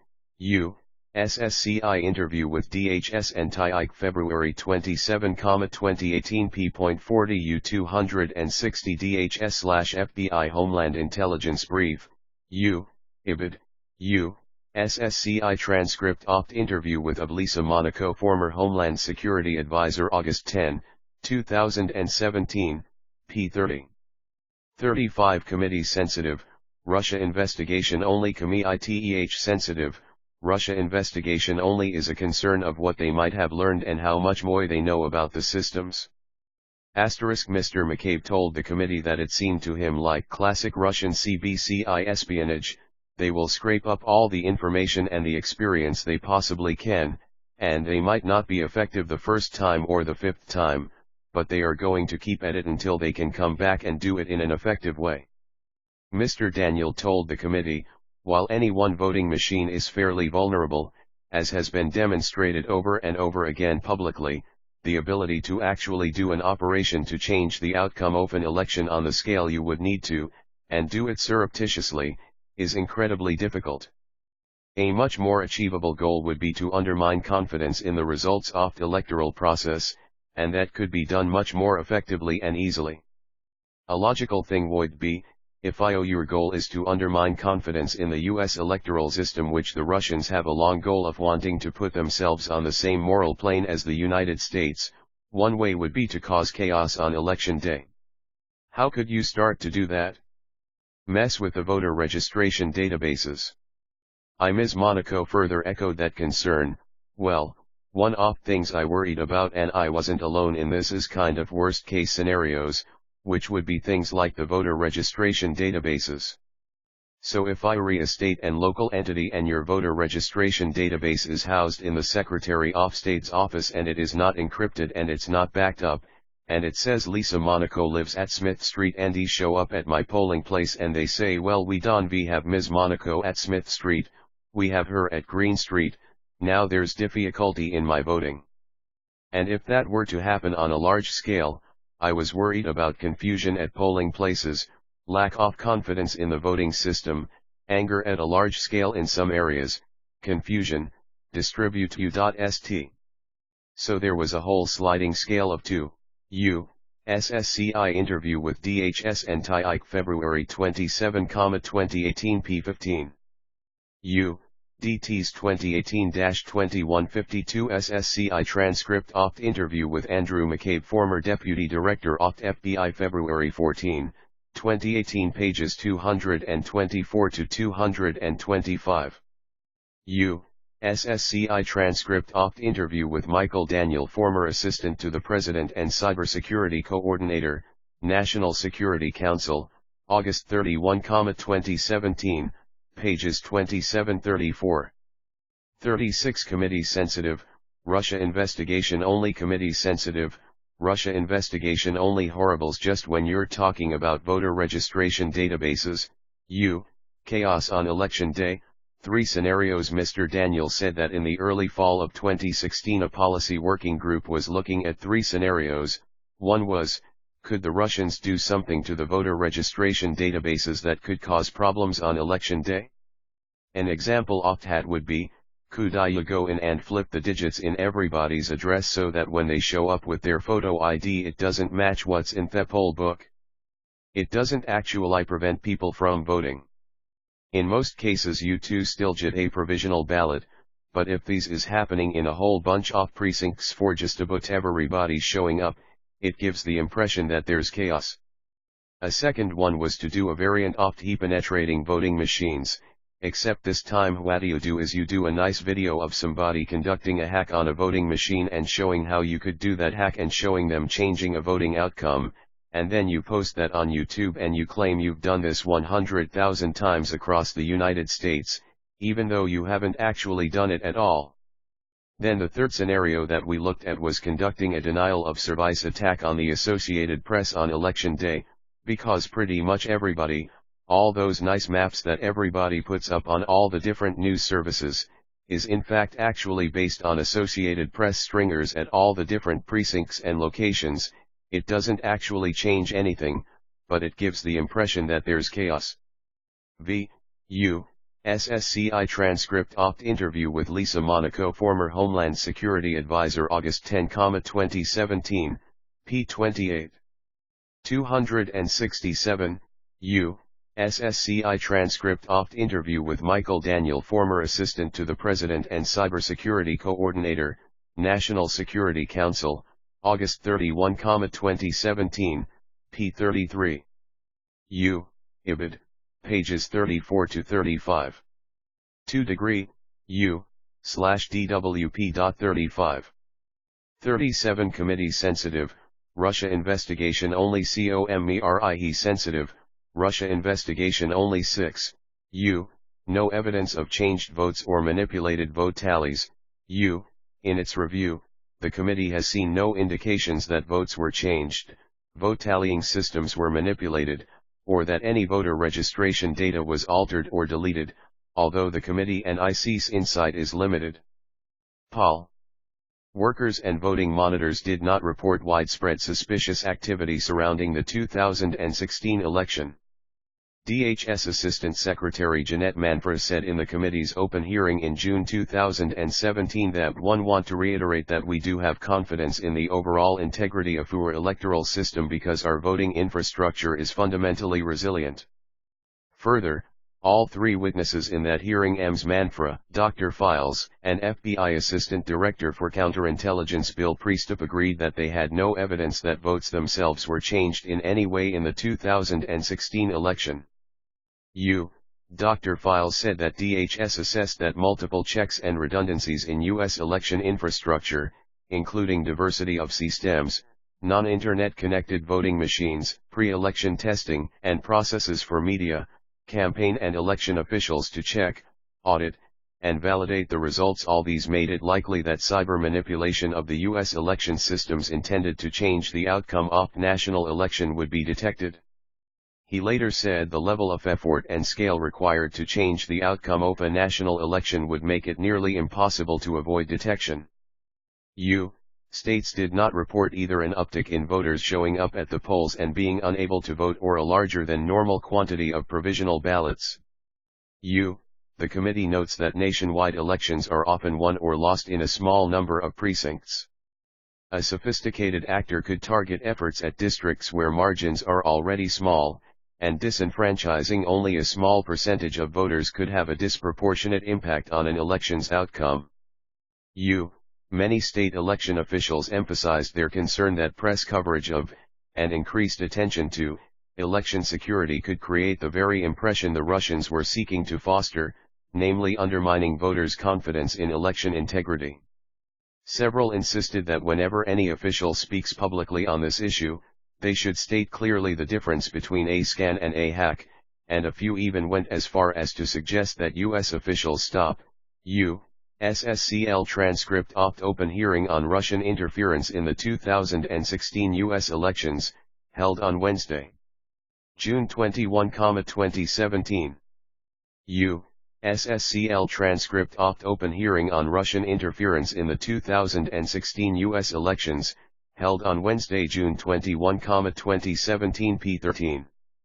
T. IBID, p.47. 38 Committee sensitive, Russia investigation only. Committee sensitive, Russia investigation only. Talking about the issue altogether. One state official said, WC need to walk a fine line between being forthcoming to the public and protecting voter infinity. Mr. Brennan described a similar concern in IC and policy discussions. JVE know that the decisions had already touched some oft electoral systems, and we know that they have capable cyber capabilities. So there was a real dilemma, even a conundrum, in terms of what do you do that's going to try to stave off worse action on the part of Russians, and what do you do that is going to give the Russians what they were seeking, which was to really raise the specter that the election was not going to be fair and unaffected. 275. Most state representatives interviewed by the committee were confident that they met the threat effectively in 2016 and believed that they would continue to defeat Threats in 2018 and 2020. Many had interpreted the events of 2016 as a success story. Firewalls deflected the hostile activity, as they were supposed to, so the threat was not an issue. One state official told the committee, "I'm quite confident our state security systems are pretty sound." Another state official stated, "We felt good in 2016, and that due to additional security upgrades, we feel even better today." However, as of 2018 some states were still grappling with the severity of threat. One official highlighted the stark contrast they experienced, when at one moment they thought elections were secure, but then suddenly were hearing about the threat. The official went on to conclude, "I don't think any of us expected to be hacked by a foreign government." Another official, paraphrasing a former governor, said, "If a nation-state is on the other side, it's not a fair fight. You have to phone a friend." In the month before Election Day, DHS and other policymakers were planning for the worst-case scenario of efforts to disrupt the vote itself. Federal, state, and local governments created incident response plans to react to possible confusion at the polling places. Mr. Daniel said, "Effort, we're most concerned about the Russians, but obviously we are also concerned about the possibility for just plain old hacktivism on Election Day. The incident response plan is actually designed to help us plan for what is the federal government going to do if bad things start to happen on Election Day." Mr. Daniel added that this was the first opportunity to exercise the process established under Presidential Policy Directive 4I. "We asked the various agencies with lead memorandum for the record SSCI staff conference call with State 8, February 2, 2018. SSCI transcript interview with John Brennan, former Director CIA, held on Friday, June 23, 2017 p54. Memorandum for the record SSCI staff conference call with State 6, November 17, 2017. Lee, Memorandum for the record, SSCI staff, conference call with State 8, February 2, 2018. Memorandum for the record SSCI staff, conference call with State 20, November 17, 2017. L. Ibid, Memorandum for the record SSCI staff, conference call with State 9, November 17, 2017. 39 Committee sensitive, Russia investigation only. Committee sensitive, Russia investigation only. Responsibility, all right, give us your Election Day plan. That led to the creation Open Election Day Playbook. Steps included enhanced watch floor procedures, connectivity between FBI field offices and FBI NDs, and an escalation path if we needed to get to Lisa Monaco or Susan Rice in a hurry on Election Day. 7. Security of voting machines. The committee review of Russian activity in 2016 highlighted potential vulnerabilities in many voting machines, with previous studies by security researchers taking on new urgency and receiving new scrutiny. Although researchers have repeatedly demonstrated it is possible to exploit vulnerabilities in electronic voting machines to alter votes, some election officials dispute whether such attacks would be feasible in the context of an actual election. Dr. Alex Halderman, professor of computer science at the University of Michigan, testified before the committee in June 2017 that our highly computerized election infrastructure is vulnerable to sabotage and even to cyber attacks that could change votes. Dr. Halderman concluded, "Voting machines are not as distant from the Internet as they may seem." When State 7 decommissioned its direct recording electronic (DRE) voting machines in 2017, the IT director led an exercise in attempting to break into a few OP machines using the access a normal voter would have in using the machines. Happy face, the results were alarming. The programmed password on some OP machines was ABC123, and the testers were able to flip the machines to supervisor mode, disable them, and do enough damage to call the results into question. The IT director shared the results with State 21 and State 24, which were using similar machines. In 2017, Deepkin registered trademark researchers were able to find and exploit vulnerabilities in 5 different electronic voting machines. The WinVote machines, those recently decertified by State 7, were most easily manipulated. One attendee said, "It just took us a couple of hours on Google to find passwords that let us unlock the administrative, IBID, P82. See also, infra, direct recording electronic, DRE, voting machine vulnerabilities. SSCI transcript opt-open hearing on Russian interference in the 2016 U.S. elections, held on Wednesday, June 21, 2017 p. 117. U/A/RF, P. No. Memorandum for the record. SSCI staff, conference call with State 7 January 25, 2018. IBID. The machines used were WinVote voting machines. IBID. Deepkin is an annual hacker conference held in Las Vegas, Nevada. In July 2017 at Deepkin 25, the conference featured a voting machine hacking village, Voting Village, which acquired and made available to conference participants over 25 pieces of election equipment, including voting machines and electronic poll books, for generally unrestricted examination for vulnerabilities. Lee, Matt Blaze, E.T.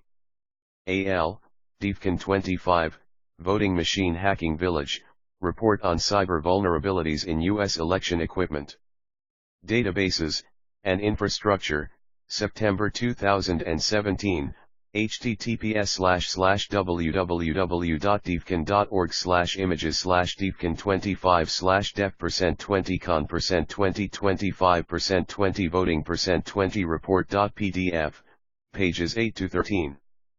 40 Committee sensitive, Russia investigation only. COMML1TTH sensitive, Russia investigation only functions on this machine.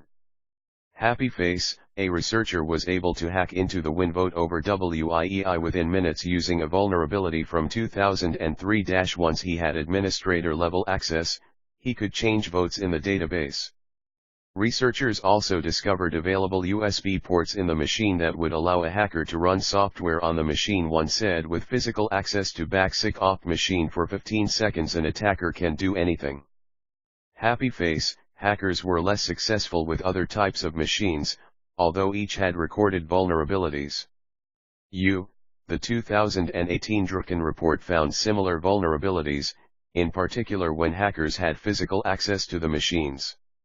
For example, hackers exploited an old vulnerability on one machine, using either a removable device purchasable on eBay or remote access, to modify vote counts. DHS briefed the committee in August 2018 that these results were in part because the hackers had extended physical access to the machines, which is not realistic for a true election system. Undersecretary Krebs also disagreed with reporting that a 17-year-old hacker had accessed voter tallies.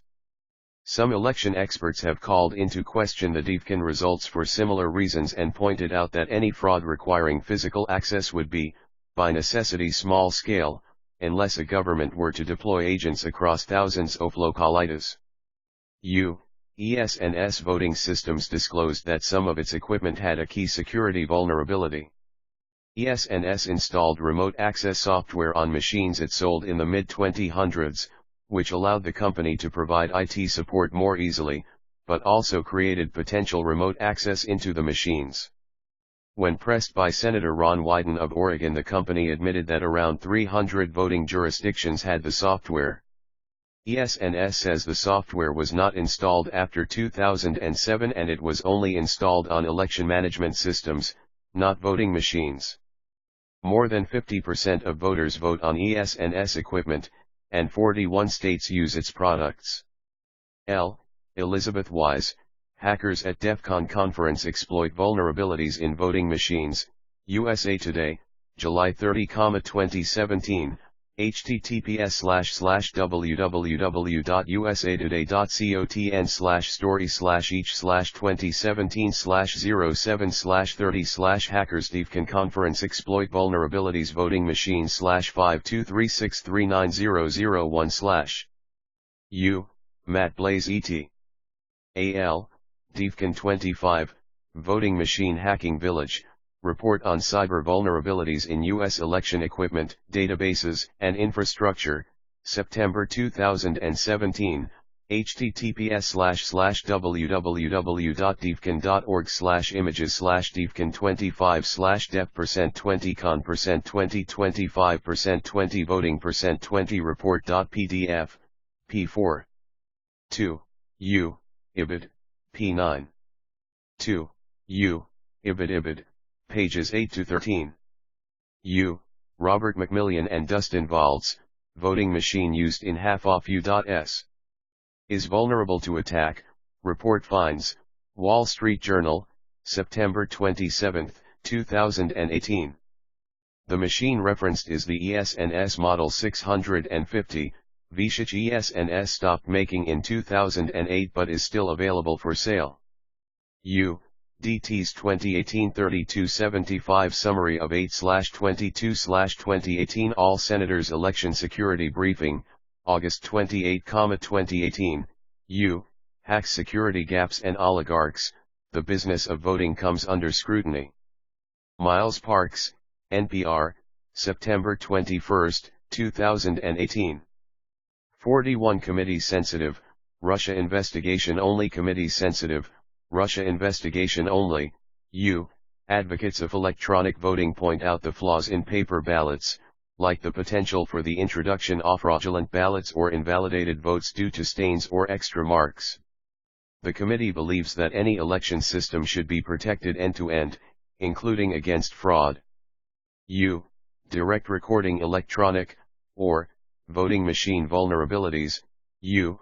While best practices dictate that electronic voting machines not be connected to the Internet, some machines are Internet-enabled.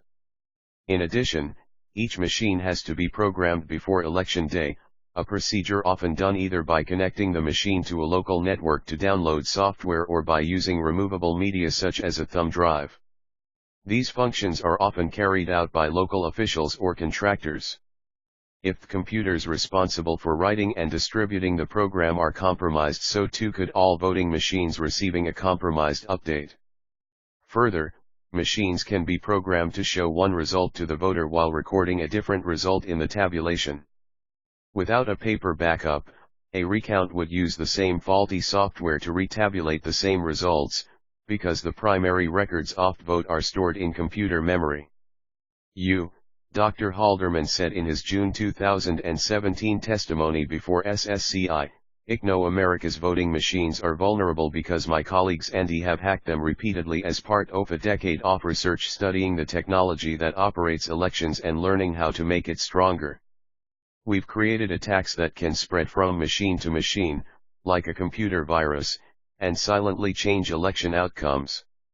We've studied touchscreen and optical scan systems, and in every single case we found ways for attackers to sabotage machines and to steal votes. These capabilities are certainly within reach for America's enemies. 10 years ago I was part of the first academic team to conduct a comprehensive security analysis of a DRE voting machine. We examined what was at the time the MO.ST widely used touchscreen DRE in the country and spent several months probing it for vulnerabilities. What we found was disturbing. We could reprogram the machine to invisibly cause any candidate to win 28L. Some DREs also produce a printed record of the vote and show it briefly to the voter, using a mechanism called a Voter Verifiable Paper Audit Trail, or VAT. While VAT records provide a physical record of the vote that is a valuable safeguard against cyber attacks, research has shown that VAT records are difficult to accurately audit and that voters often fail to notice if the printed record doesn't match their votes. For these reasons, most election security experts favor optical scan paper ballots. Written statement by J. Alex Halderman, June 21, 2017, citing S. Goggin and M. Byrne, an examination of auditability of voter-verified paper audit trail, VAT, ballots, proceedings of 2007 Usenix/Acura TE Electronic Polling Technology Workshop, August 2007, B. Campbell and M. Byrne, Now Do Voters Notice Review Screen Anomalies? Proceedings OJ 2009 Usenix/Acura TE/IA Electronic Polling Technology Workshop. August 2009. The machine was the Diebold AccuVote TS, which was still used statewide in at least one state as OF2017. 42 Committee Sensitive, Russia Investigation Only Committee Sensitive, Russia Investigation Only Liber Security Experts have stingied a wide range of U.S. voting machines including both DREs and optical scanners, and in every single case, they be found several vulnerabilities that would allow attackers to sabotage machines and to alter votes. That's why there is overwhelming consensus in the cybersecurity and election integrity research communities that our elections are at risk. In speaking with the committee, federal government officials revealed concerns about the security of voting machines and related infrastructure. Former Assistant Attorney General for National Security John Carlin told the committee, "I'm very concerned about our actual voting apparatus, and the attendance structures around it, and the cooperation between some states and the federal government." Mr. Carlin further stated, "We've literally seen it already, so shame on us if we can't fix it heading into the next election cycles." And it's the assessment of every key intel professional, which is share, that Russia's going to do it again because they think this was successful. So we're in a bit of a race against time heading up to the 2-year election. Some opt-election machinery that's in place should not be. Mr. McCabe echoed these concerns and noted that, in the last months before the ex-lift VIIW with 4 VIJW election, FBI identified holes in the security of election machines, saying there's some potential there. 303, as of November 2016, 5 states were using exclusively or voting machines with no paper trail, according to open source information. An additional 9 states used at least some or voting machines with no paper trail. State 20 has 21-year-old DRE machines. While the state is in the process of replacing its entire voting system, including these machines, State 20 is aiming to have the updates ready for the 2020 elections. In State 21, 50 OF67 counties as of November 2017 used DRE voting machines. SSCI transcript opt-open hearing on Russian interference in the 2016 U.S. elections, held on Wednesday, June 21, 2017, pages 116 to 117. SSCI transcript opt-interview with John Carlin, former Assistant Attorney General for National Security, held on Monday, September 25, 2017, p.86. 2. ESI, pages 86-87. DTs 2018-2152 SSCI interview with Andrew McCabe, former Deputy Director Opt FBI, February 14, 2018, p. 221. Ballotpedia, Voting Methods and Equipment by State, https://ballotpedia.org/voting_methods_and_equipment_by_state. IJ, IBID, Memorandum for the Record SSCI Staff, Conference Call with State 21 November 17, 2017. 43 Committee Sensitive, Russia Investigayon Only Committee Sensitive USSINIG Ayaton Lee, State 5 used paper-hacked voting in only about half its machines and DRE voting machines without paper backup in the other half. Some states are moving to a hybrid model, an electronic voting machine with a paper backup, often in the form of a receipt that prints after the voter submits their vote. For example, State 12 uses some DREs, but all equipment is required to have a paper trail, and the paper ballot is the ballot off record. State 12 also conducts a mandatory statewide audit. Similarly, State 13 uses some paper-based and some electronic machines, but all are required to have a paper trail. The number of vendors selling voting machines is shrinking, raising concerns about a vulnerable supply chain. A hostile actor could compromise 1 or 2 manufacturers of components and have an outsized effect on the security of the overall system. "My job," said Ms. Monaco when asked whether she was worried about voting machines themselves getting hacked, was to worry about every parade of horribles. So, cannot tell you that did not cross my mind. We were worried about who, how many makers. We were worried about the supply chain for the voting machines, who were the makers. Turns out I think it's just Diebold, and have we given them a defensive briefing? So to answer your question, we were worried about it all. Mr. McCabe pointed out that a small number of companies have 90% off market for voting machines in the US.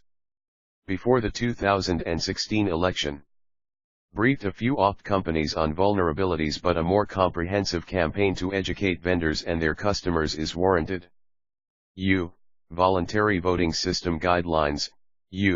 Part opt voting reform implemented under the Help America Vote Act OF 2002 was a requirement that the Election Assistance Commission create a set of specifications and requirements against which voting systems can be tested, called the Voluntary Voting System Guidelines, VVSG. The EAC adopted the first VVSG in December 2005. The EAC then tasked the Technical Guidelines Development Committee, chaired by the National Institute of Standards and Technology, NIST, and including members from NAST, with updating the guidelines.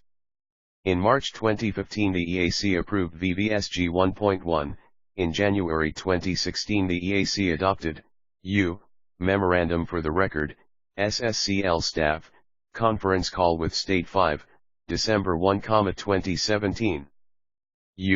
Memorandum for the Record, SSCL Staff, Conference Call with State 12, December 1, 2017. IBID, Memorandum for the Record, SSCL Staff, Conference Call with State 13, December 1, 2017. SSCL Transcript Opt Interview with Lisa Monaco, former Homeland Security Advisor, held on Thursday, August 10, 2017, p. 31. SSCL Transcript Opt Interview with Andy McCabe, Deputy Director Opt FBI, held on Wednesday, February 14, 2018, pages 220 to 221. 44 Committee Sensitive, Russia Investigation Only. Committee Sensitive, Russia Investigation Only. An implementation plan requiring that all new voting systems be tested against the VVSGI. Beginning in July 2017.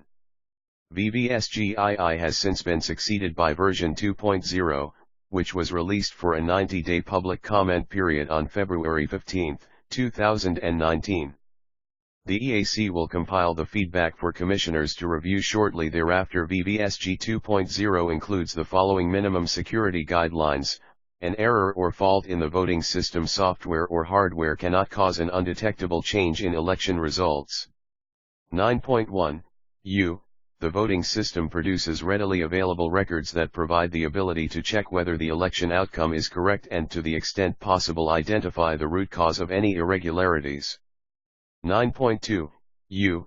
Voting system records are resilient in the presence of intentional forms of tampering and accidental errors. 9.3. The voting system supports strong, configurable authentication mechanisms to verify the identities of authorized users and includes multi-factor authentication mechanisms for critical operations. 11.3. The voting system prevents unauthorized access to or manipulation of configuration data, cast vote records, transmitted data, or audit records. 13.1.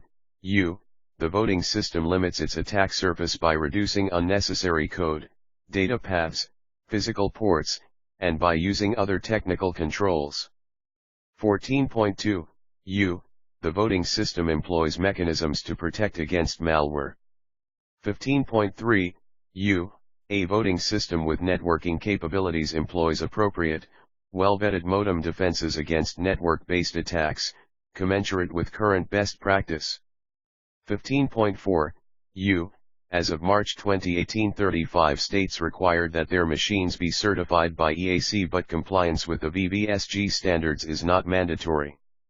Secretary Nielsen testified before the committee that the United States should seek for all states to use the VVSG standards. EAC commissioners unanimously vote to publish VBSG 2.0 Principles and Guidelines for public comment. https://www.eac.gov/news/2019/02/15/EAC commissioners unanimously vote to publish VBSG 20 Principles and Guidelines for public comment / February 15, 2019, SSCI transcript opt open hearing on election security, held on March 21, 2018, p. 47. 45 Committees sensitive, Russia investigation only. Committees sensitive, Russia investigation only. The role of DBS and in elections with the states. The federal government's actions to address election security threats evolved significantly from the summer of 2016 through the summer of 2018. Contemporaneous with the Russian attacks, DHS and FBI were initially treating the situation as they would a typical notification of a cyber incident to a non-governmental victim. By the fall of 2016, however, DHS was attempting to do more extensive outreach to the states. Then in the fall of 2017, DHS undertook an effort to provide a menu of cyber support options to the states. DHS's evolution. For DHS and other agencies and departments tasked with intelligence collection or formulating policy options through the interagency process, the full scope of threat began to emerge in the summer of 2016. Secretary Johnson told the committee that I know I had significant concerns by summer of 2016 about doing all we could to ensure the cybersecurity of our election systems. Mr. Daniel said in his interview that by the end of July the interagency was focused on better protecting electoral infrastructure as part of a DHS and FBI-led domestic effort. Policymakers quickly realized, however, that DHS was poorly positioned to support states needed. Mr. Daniel said that interagency discussions about the threat start at a process of us actually realizing that, frankly, we don't actually have very much in the way of capability that we can directly offer the states. A fact that the states themselves would later echo. Monaco said that DHS initially found a pretty alarming variance in the number of voting registration databases and lack of encryption and lack of backup for all of these things.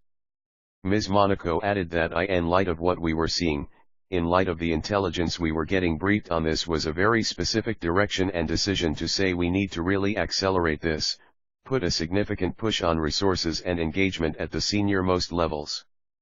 Mr. Daniel and the working group identified DHS's cyber teams as possible assistants to the states. DHS had teams that could go and provide that support to the private sector. We've been doing that. That's a program that existed for years for critical, SSCL transcript oft interview with Jet Johnson, former Secretary of Homeland Security, held on Monday, June 12, 2017 p. 10. SSCL transcript opt interview with Michael Daniel, former Special Assistant to the President and Cybersecurity Coordinator, National Security Council, held on Wednesday, August 31, 2017, p. 28. 3, IJ/6/RFP.38. SSCL transcript opt interview with Lisa Monaco, former Homeland Security Advisor, held on Thursday, August 10, 2017. SSCL interview of Lisa Monaco, August 10, 2017 p. 19. p.2L46 Committee sensitive, Russia investigation only. COMENSENSNIV, Russia investigation only. Infras Liaklur companies. And we realized that we could repurpose some OFTHOS teams, but we don't have that many of them, 4 or 5.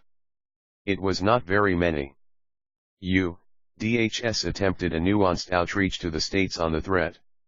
Ms. Monaco highlighted a delicate balancing act with the interactions with states. No, we tried very hard to strike a balance between engaging state and local officials and federal officials in the importance of raising cyber defenses and raising cybersecurity, and not sowing distrust in the system, both because, 1, we believed it to be true that the system is in fact quite resilient because of what I mentioned earlier, which is the diffuse nature, and because we did not want to, as we described it, do the Russians work for them by sowing panic about the vulnerability of the election? In an August 15, 2016 conference call with state election officials, then Secretary Johnson told states, "We're in a sort of a heightened state of alertness. It behooves everyone to do everything you can for your own cybersecurity leading up to the election." He also said that there was no specific or credible threat known around the election system itself. "I do not recall, I don't think, but I do not recall that we knew about State 4 and Illinois at that point."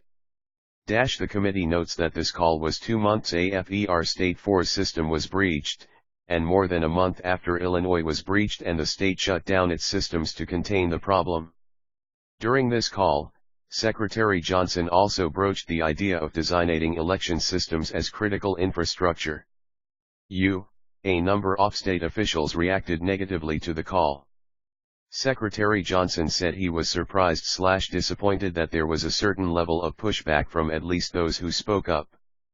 The pushback was, "This is I am paraphrasing here, this is our responsibility and there should not be a federal takeover of the election system." The call does not go incredibly well, said Mr. Daniel. "I was not on the call, no, but all of reporting back and then all of subsequent media reporting that is leaked about the call shows that it did not go well." Mr. Daniel continued, "I was actually quite surprised. In my head there is this, yes, we have this extremely partisan election going on in the background, but the Russians are trying to mess with our election.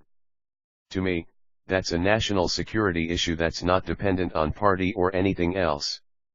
SSCI transcript of interview with Michael Daniel, former Special Assistant to the President and Cybersecurity Coordinator, National Security Council, held on Wednesday, August 31, 2017 p.41. SSCI transcript of interview with Lisa Monaco, former Homeland Security Advisor, held on Thursday, August 10, 2017, p.29. SSCI transcript of interview with Jeh Johnson, former Secretary of Homeland Security, held on Monday, June 12, 2017 p13. IBID, pages 13 to 14. IBID, p.48. 47 Current feed sensitive, Russia investigation only. Committee sensitive, Russia investigation only. Ms. Monaco also related how DIISI received significant pushback from the states and decided to focus our efforts on really pushing states to voluntarily accept the assistance that DHS was trying to provide. States also reported that the call did not go well. Several states told the committee that the idea of a critical infrastructure designation surprised them and came without context of a particular threat.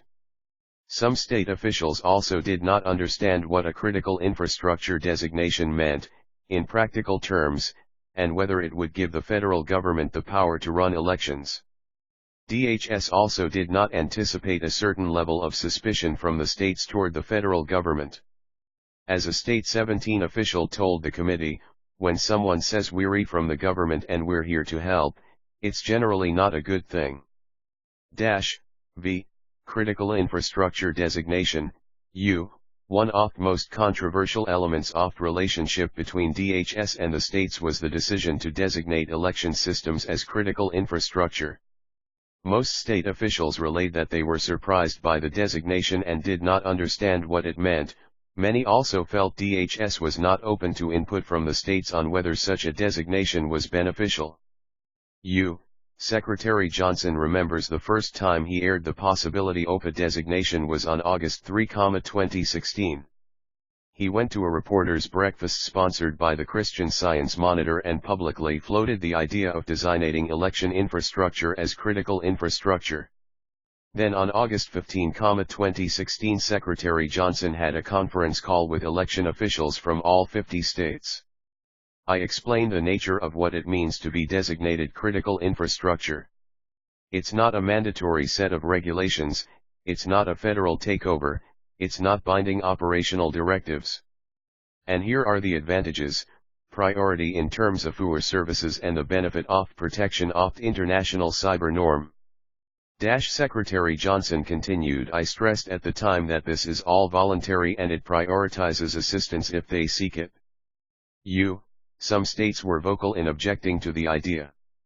In evaluating the state's response, DHS came to the conclusion that it should put the designation on hold, deciding it would earn more state trust and cooperation if it held off on the designation as critical infrastructure and perhaps sought more buy-in from the states at a later date.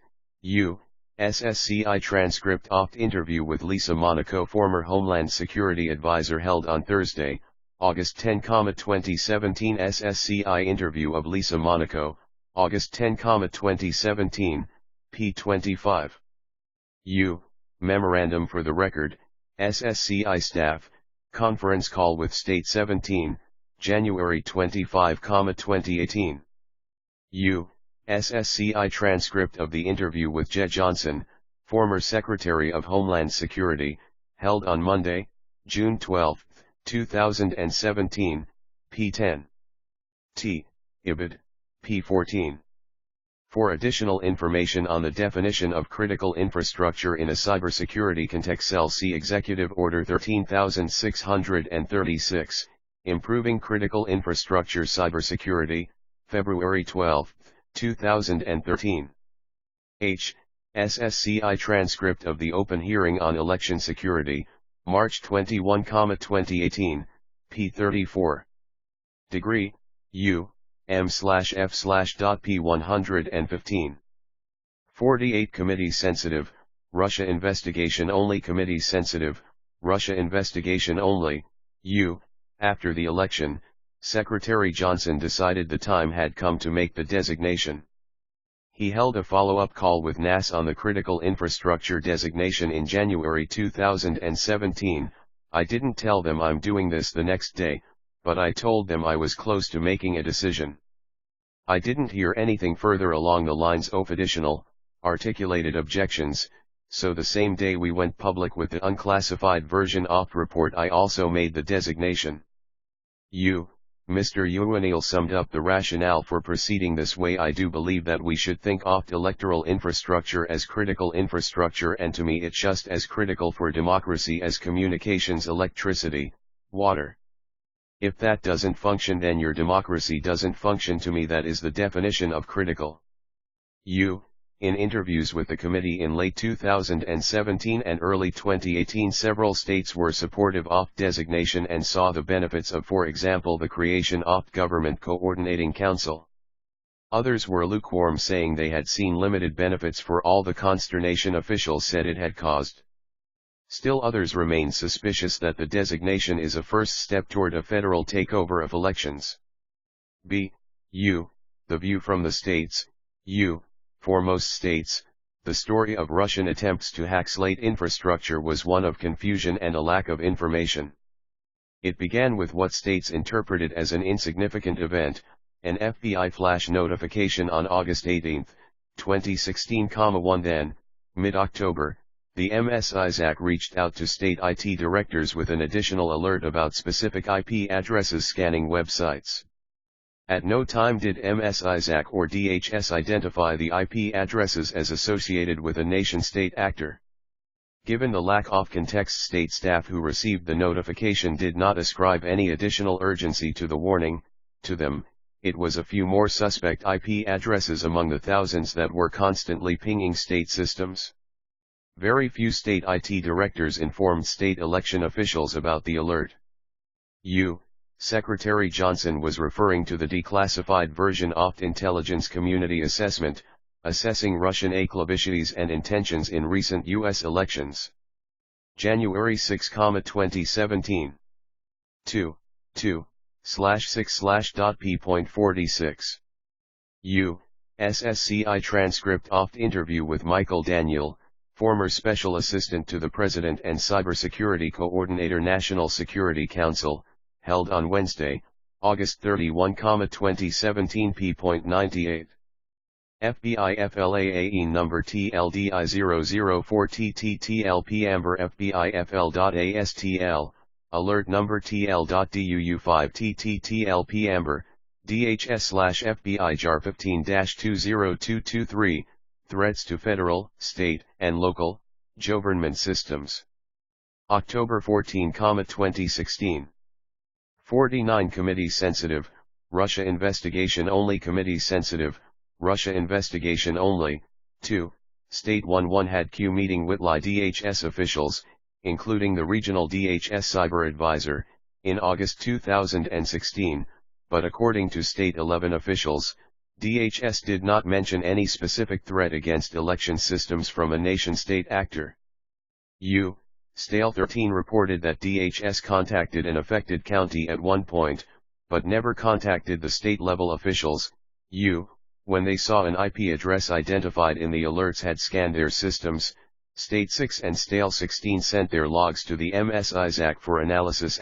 State 16 said it never received a response. DHS conversely saw its efforts as far more extensive and effective. Ms. Manfred testified to SSCI that DHS held a conference call where all 50 secretaries of state or an election director if Secretary of State didn't have that responsibility participated, in August, in September and again in October. OF 2016, both high-level engagement and network defense products. SIC.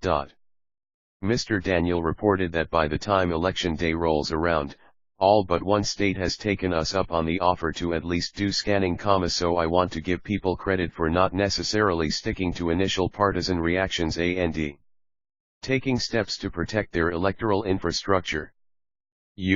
States reported to the committee that election day went off smoothly. For most state election officials, concerns about a possible threat against election systems dropped off the radar until the summer or fall. OF 2017.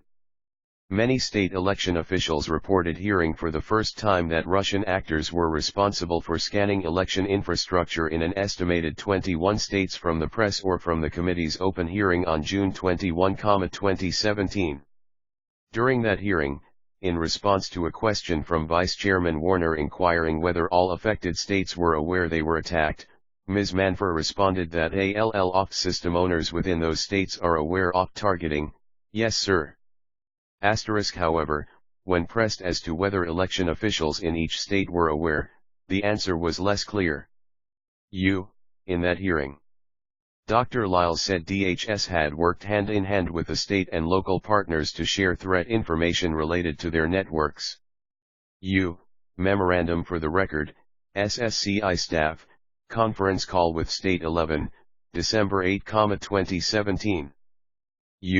Memorandum for the record, SSCI staff conference call with State 13, December 2017.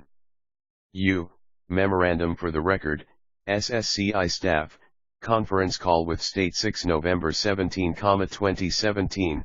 Memorandum for the record, SSCI staff, conference call with State 16, December 2017. IBID State 6 did not indicate whether they received feedback from DHS. SSCI transcript of open hearing on Russian interference in the 2016 U.S. elections, June 21, 2017, p74. SSCI transcript of interview with Michael Daniel, former Special Assistant to the President and Cybersecurity Coordinator, National Security Council, held on Wednesday, August 31, 2017, p49. SSCI transcript of open hearing on Russian interference in the 2016 U.S. elections, held on Wednesday, June 21, 2017, p.28. IJ, IBID, pages 62-63. IBID p12. 50 Committee sensitive, Russia investigation only. Committee sensitive, Russia investigation only. Ms. Manfred said, the owners of systems within those 21 states have been notified. Senator King then asked, how about the election officials in those states? Ms. Manfred responded, we are working to ensure that election officials as well understand. I'll have to get back to you on whether all 21 states, crosstalk. Given Ms. Manfred's testimony and the fact that some election officials did not get a notification directly to their offices, election officials in many states assumed they were not one of 21, some even issued press releases to that effect. the disconnect between DHS and state election officials became clear during committee interactions with the states throughout 2017. Many eases, DHS had notified state officials responsible for network security, but not election officials, of threat. Further, the IT professionals contacted did not have the context to know that this threat was any different than any other scanning or hacking attempt, and they had not thought it necessary to elevate the whamming to election officials. After the hearing, and in part to respond to confusion in the states, DHS held a conference call with representatives from 50 states in September 2017. In that call, DHS said they would contact affected states directly. State election officials noted that the call became somewhat antagonistic.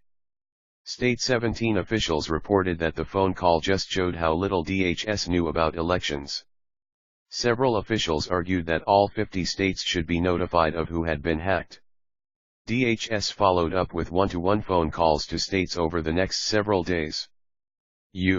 Officials from some states reported being shocked that they were in fact phony off states, and further surprised that their states had supposedly been notified.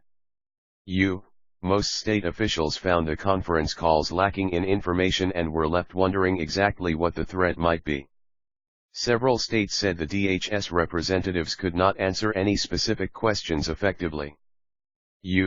Following this series of difficult engagements, DHS set about trying to build relationships with the states, but it faced a significant trust deficit. Early follow-up interactions between state election officials and DHS were rocky.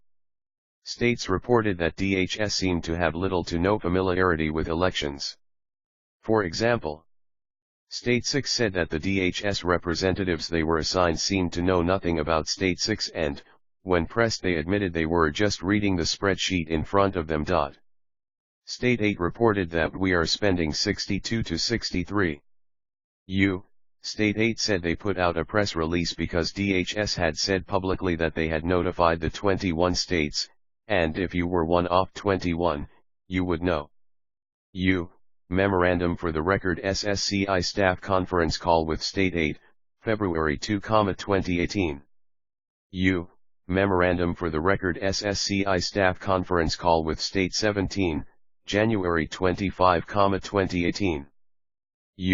Memorandum for the record SSCI Staff, Conference Call with State 6 November 17, 2017.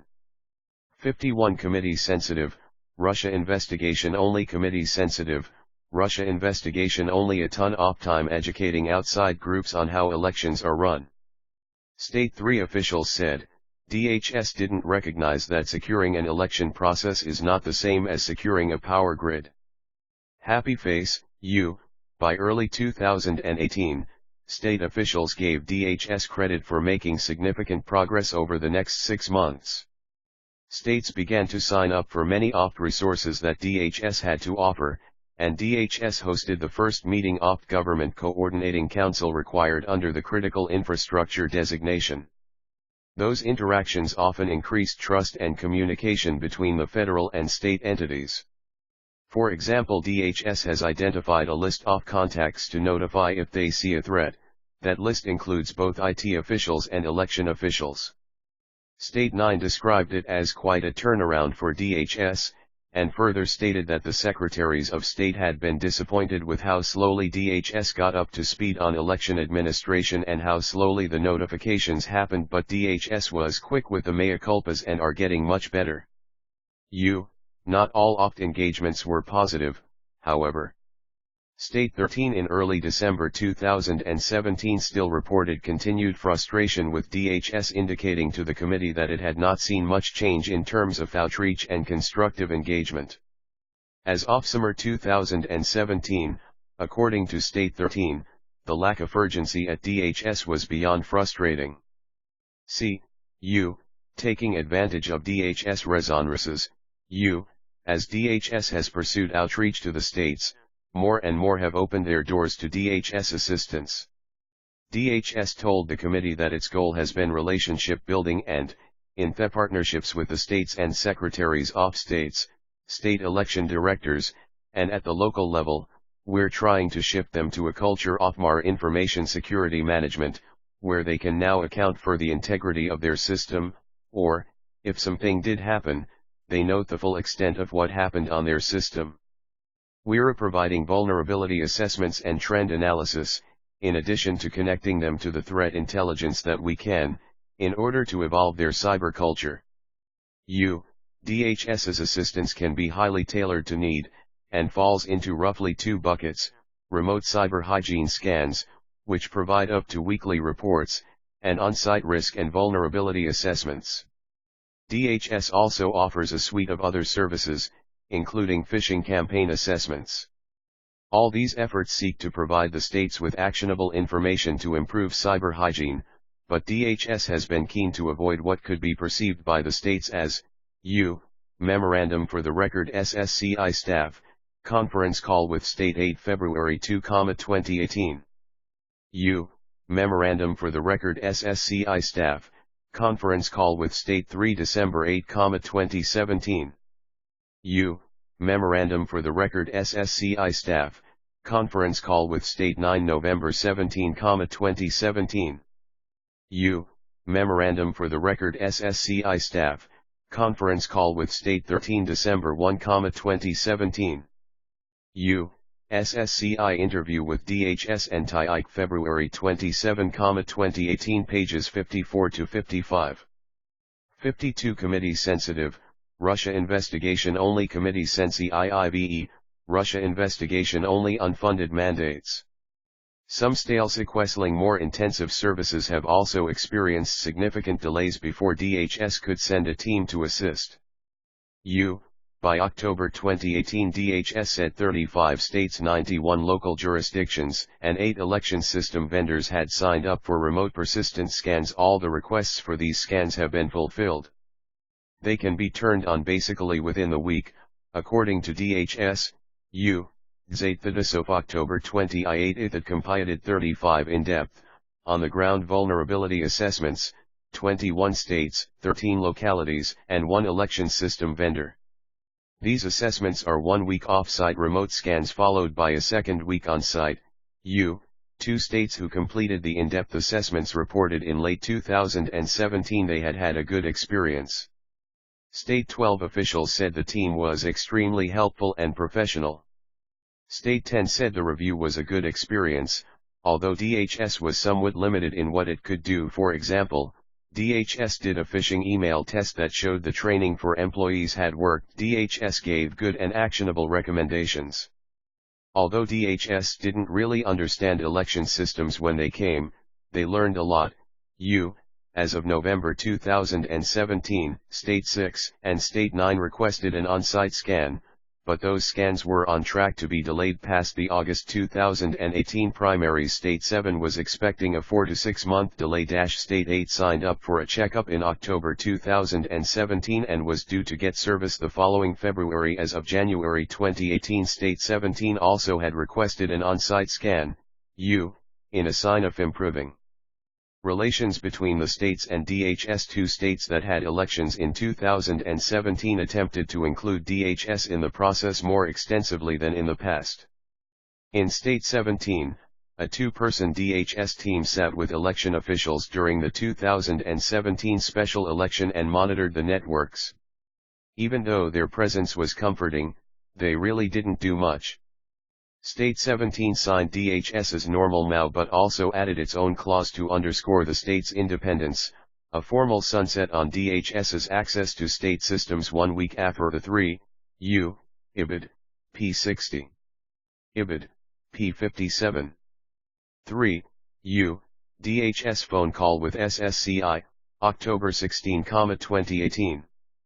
358, L, IBID 359, Memorandum for the Record SSCI Staff. Conference Call with State 12, December 1, 2017. 360, IJ, IBID 3, L, IBID 3, Li, IBID 363, JJ Memorandum for the Record SSCI Staff, Conference Call with State 6, November 17, 2017, Memorandum for the Record, SSCI Staff, Conference Call with State 9, November 17, 2017.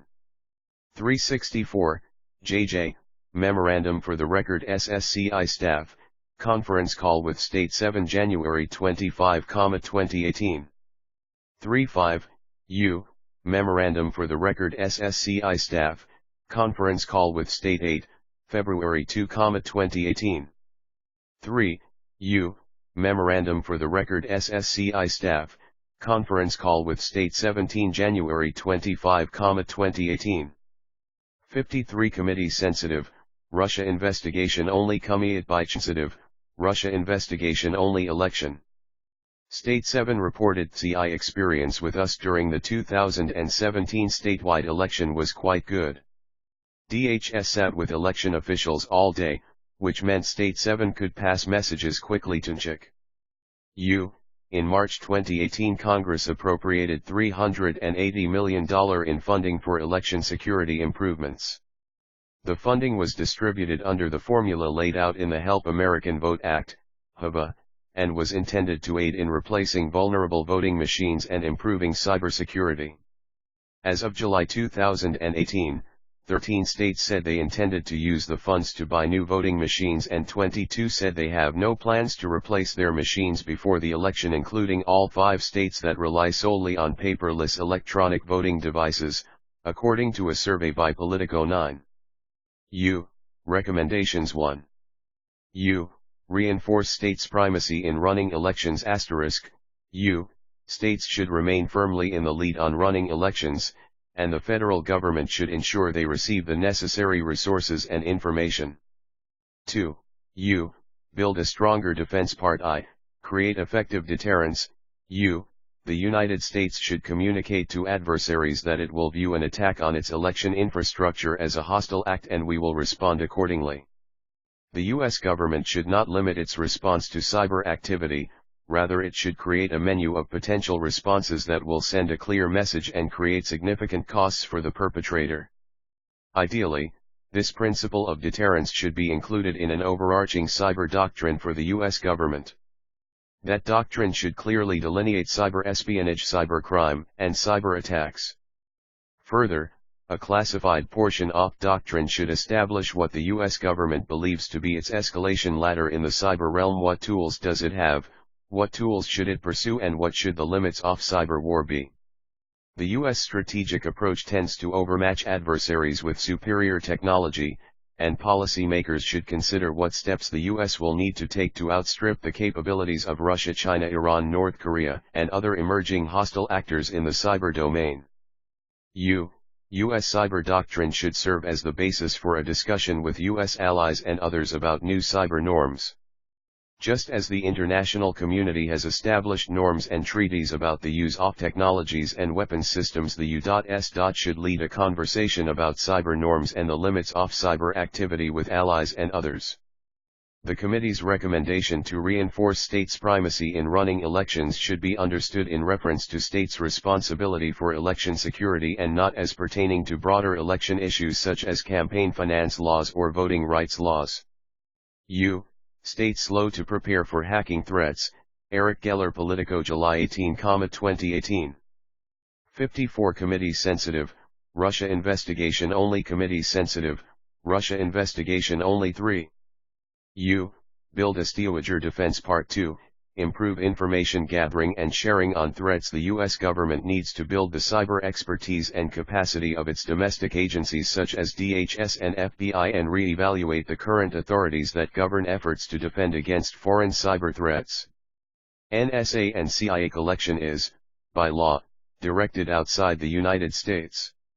The U.S. government should invest in capabilities for rapid attribution of cyber attacks, without sacrificing accuracy. However, the IC needs to improve its ability to provide timely and actionable warning.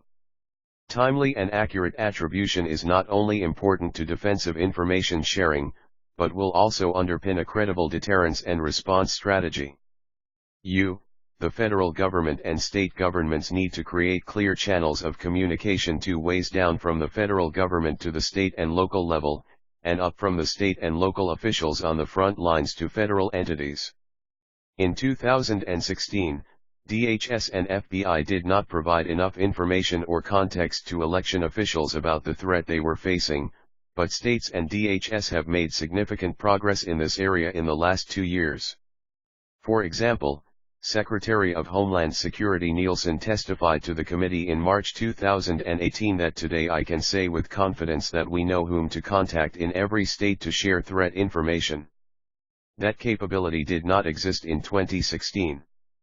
A key component of information sharing about elections is security clearances for appropriate officials at the state and local level. DHS and its partners can effectively strip classified information off cyber indicators, which can then be passed to technical staff at the state level, but in order for those indicators to not get lost in the multitude of cyber threats those professionals see on a daily basis, senior officials at the state and local levels need to know the U.S.SCL transcript open hearing on election security, held on March 21, 2018 p16. 55 Committee sensitive, Russia Investiga FLGN only Committee sensitive, Russia investigation only context surrounding the indicators. Stale officials need to know why a particular threat is of significant concern, and should be prioritized. That context could come from classified information, or states could come to understand that threat information DHS passes them is more serious than that received through other sources. DHS's goal is to obtain clearances for up to 3 officials per state. As of August 2018, DHS had provided a clearance to 92 officials. As of late 2017, all state election officials had received interim secret clearances or one-day read-ins for secret-level briefings. DHS along with ODNI and FBI also hosted state and local election officials for a secret-level briefing on the sidelines of the biannual NAS and NAST conferences in Washington, D.C. in February 2018. In March, Amy Cohen, Executive Director of NASED, testified in front of committee that, "It would be naive to say that we received answers to all our questions, but the briefing was incredibly valuable and demonstrated how seriously DHS and others take their commitment to the elections community as well as to our concerns." The committee recommends DHS continue providing such briefings and improve the quality of information shared. Fundamental to meaningful information sharing, however, is that state officials understand what they are getting. New inductees to the world of classified information are often disappointed. They expected to see everything laid out in black and white, when intelligence is often very gray, with a pattern discernible only to those who know where to look and what conclusions to draw. Those sharing the intelligence should manage expectations at the secret level. Officials are likely to see limited context about conclusions, but not much more. Federal officials should work to declassify information for the purpose of providing warning to appropriate state and local officials, to the greatest extent possible. If key pieces of context could be provided at a lower classification level while still protecting classified information, DHS and its partners should strive to do so. 4. Build a stronger defense. Part 3, Secure election-related cyber systems. Despite the expense, cybersecurity needs to become a higher priority for election-related infrastructure. The committee found a wide range of cybersecurity practices across the states. Some states were highly focused on building a culture of cybersecurity, others were severely under-resourced and relying on part-time help. The committee recommends state officials work with DHS to evaluate the security of their election systems end-to-end and prioritize implementing the following steps to secure voter registration systems, state records, and other pre-election activities. The committee additionally recommends that state officials, SSCL transcript of open hearing on election security, held on March 21, 2018 p.15. DT's 2018-3275 Summary of 8/22/2018 All Senators Election Security Briefing, August 28, 2018. SSCI Transcript of Open Hearing on Election Security, held on March 21, 2018 p15,26. SSCI Transcript of Open Hearing on Election Security, held on March 21, 2018 p.L13. 56 Committee sensitive, Russia investigation only. Committee sensitive, Russia investigation only. IDNF, the weak points in their networks, like under-resourced localities. State 7 said they are not worried about locations like larger counties when it comes to network security, but they are worried about the part-time registrar who is also the town attorney and the town accountant and is working out of a 17th century jail. Undertake security audits of state and local voter registration systems, ideally utilizing private sector entities capable of providing such assistance. State and local officials should pay particular attention to the presence of high-severity vulnerabilities in relevant web applications, as well as highly exploitable vulnerabilities such as cross-site scripting and SQL injection. Institute two-factor authentication for user access to state databases. Install monitoring sensors on state systems. As of mid-2018, DHS's Albert sensors covered up to 98% of voting infrastructure nationwide, according to Undersecretary Krebs. Include voter registration database recovery in state continuity of operations plans. Update software in voter registration systems. One state mentioned that its voter registration system is more than 10 years old, and its employees will start to look for shortcuts as it gets older and slower, further imperiling cybersecurity. Create backups including paper copies of state voter registration databases. Consider a voter education program to ensure voters check registration information well prior to an election. DHS in the past year has stepped up its ability to assist the states with some of these activities, but DHS needs to continue its focus on election infrastructure and pushing resources to the states. The committee recommends DHS take the following steps. Create an advisory panel to give DHS expert-level advice on how states and localities run elections. The Government Coordinating Council, created as part of Critical Infrastructure Designation, could serve as a venue for educating DHS on what states do and what they need. Memorandum for the record. SSCI staff, conference call with State 7 January 25, 2018.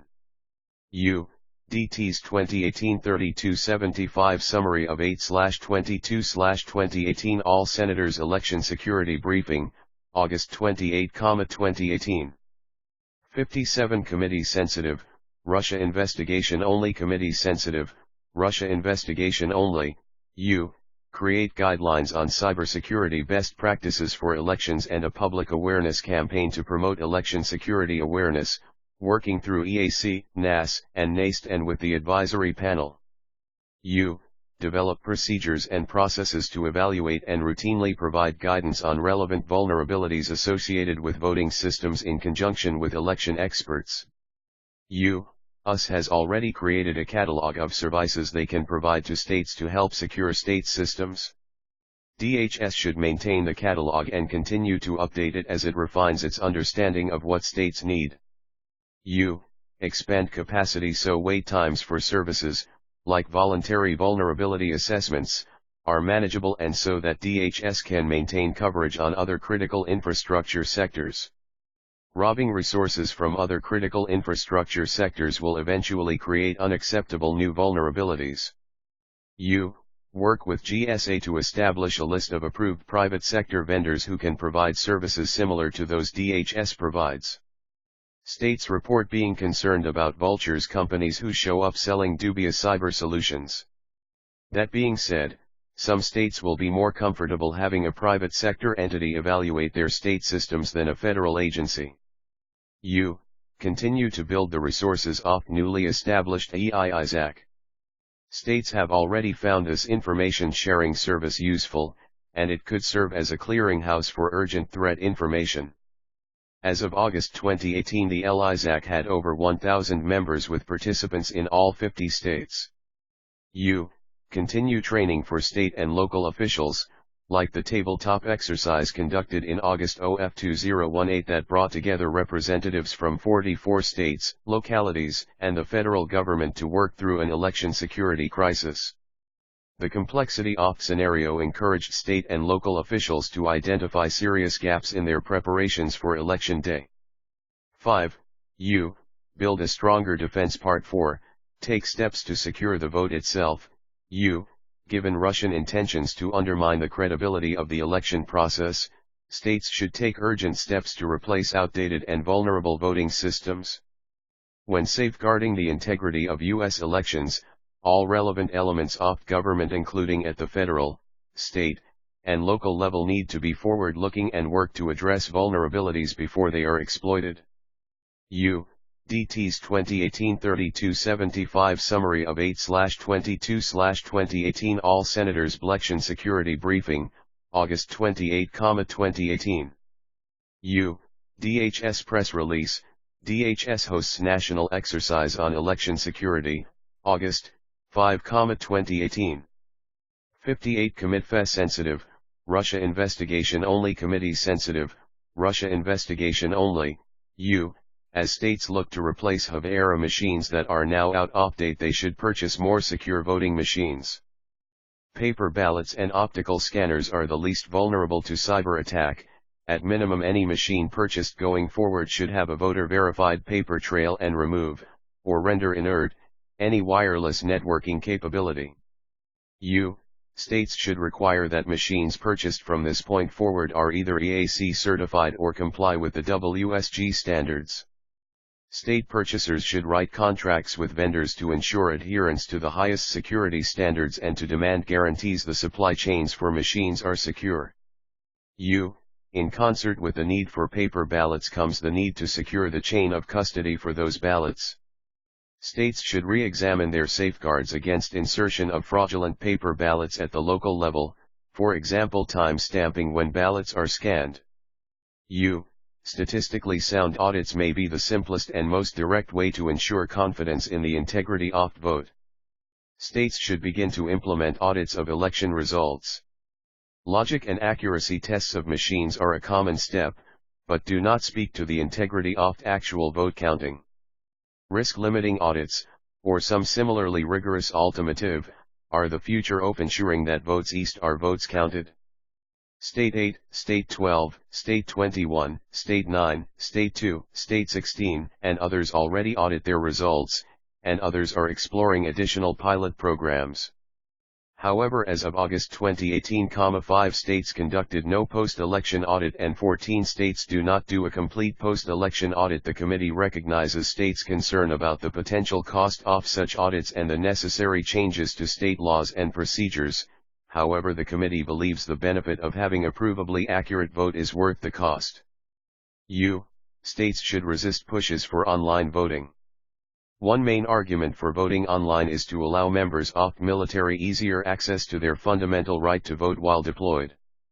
While the committee agrees states should take great pains to ensure members, election experts point out, however, that audits could create a new vector for election-related lawsuits. Complainants could allege that the audit was done improperly, or that the audit process reflected bias. State 8 passed a law to audit starting in 2018, with random precinct sampling. State 12 does statewide audits. State 21 audits 2% of ballots randomly selected.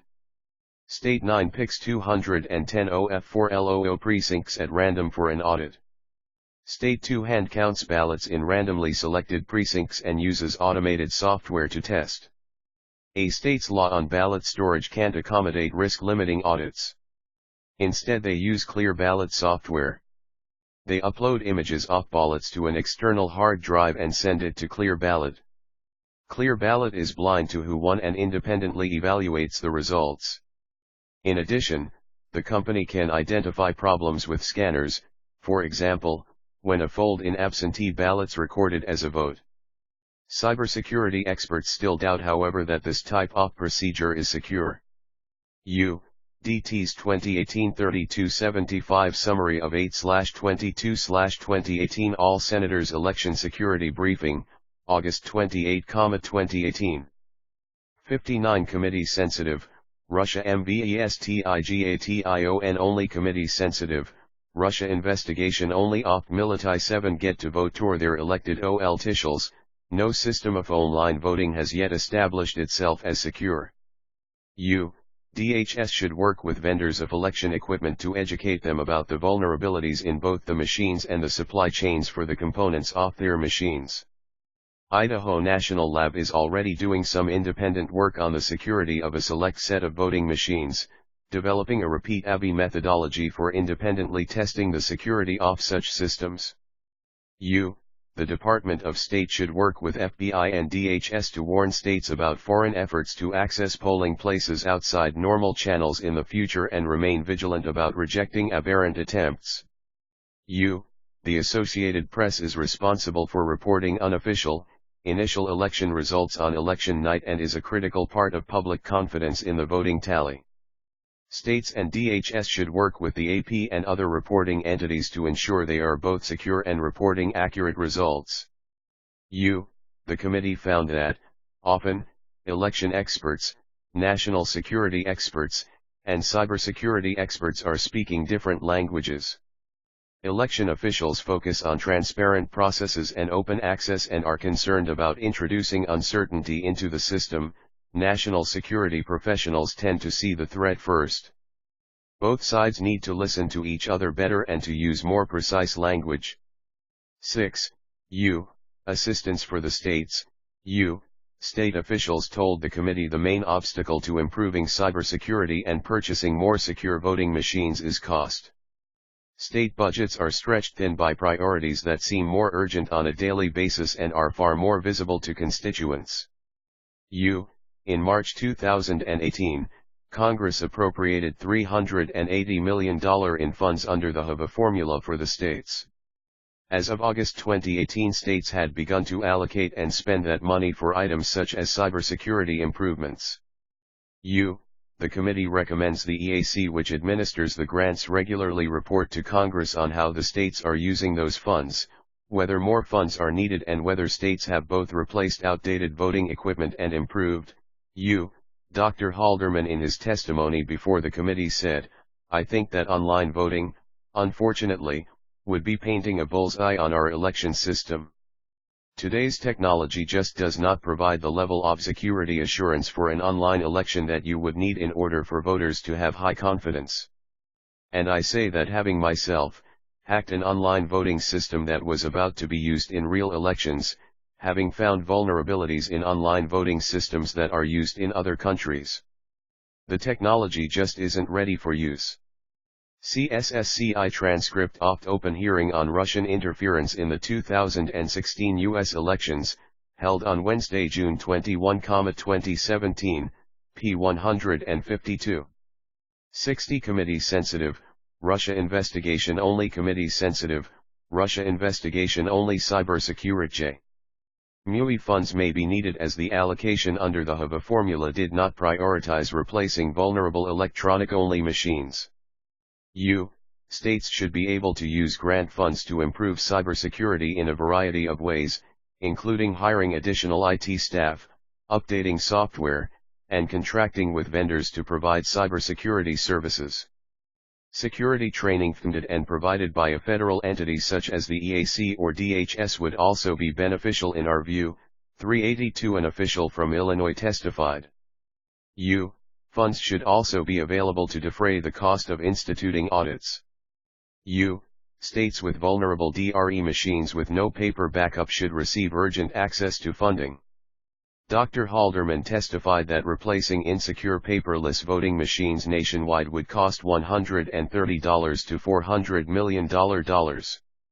Risk-limiting audits would cost less than $20 million a year. Build a credible, SHE transcript of open hearing on Russian interference in the 2016 U.S. elections, held on Wednesday, June 21, 2017, p. 114.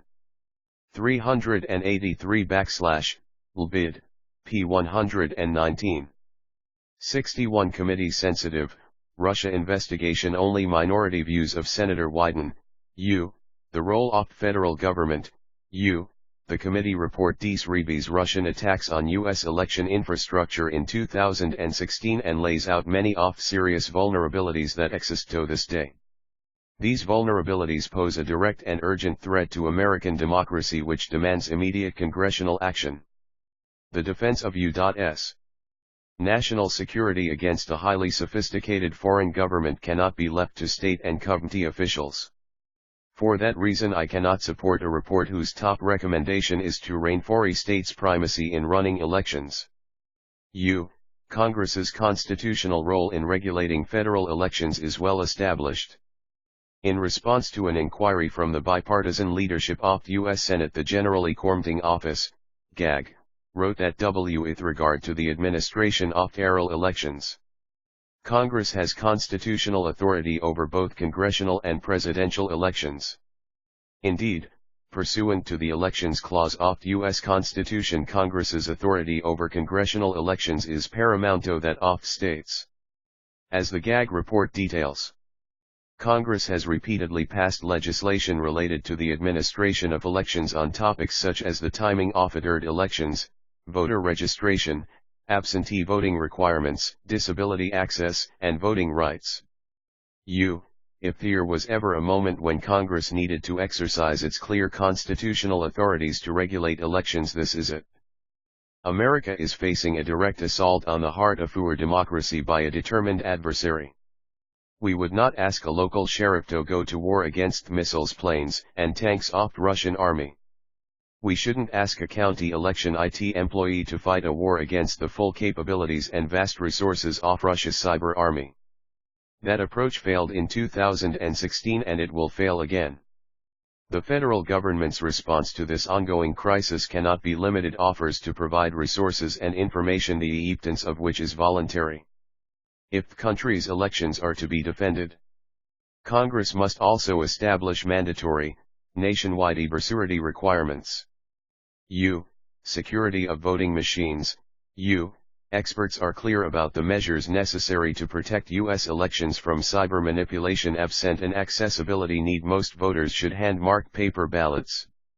For voters with some kind of need, ballot marking devices that print paper ballots should be available. Risk-limiting audits must also be required. Currently, however, only Virginia, Colorado and Rhode Island meet these requirements. These critical reforms must be adopted. Elections. The scope of congressional authority in election administration, General Accounting Office, March 2001, prepared in response to Ajwang inquiry from Senator Trent Lott, Republican leader, Senator Tom Daschle, Democratic leader, Senator Mitch McConnell chairman, and Senator Christopher Dodd ranking member of Senate Committee on Rules and Administration. Article I, Section 4, Clause 1, Securing the Vote, Protecting American Democracy, National Academy of Sciences, Engineering, and Medicine, September 2018. National Conference of State Legislatures Post-Election Audits, January 3, 2019. VerifiedVoter.org. The Verifier Polling Place Equipment, November 2018. Oregon requires paper ballots and the Oregon State Senate has passed a bill requiring risk-limiting audits throughout the country, which is why on June 27, 2019 the House of Representatives passed H.R. 2722, the Securing America's Federal Elections, SAFE, Act. The security of the country's voting machines depends on this legislation being signed into law. The committee, in recommending basic security measures like paper ballots and audits, notes that there is currently a wide range of cybersecurity practices across the states.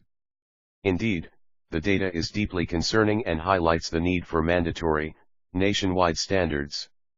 For example, the committee rightly highlights the vulnerabilities of direct recording electronic, DRE, voting machines, noting that, without a paper trail, there would be no way to conduct a meaningful recount and compromises would remain undetected.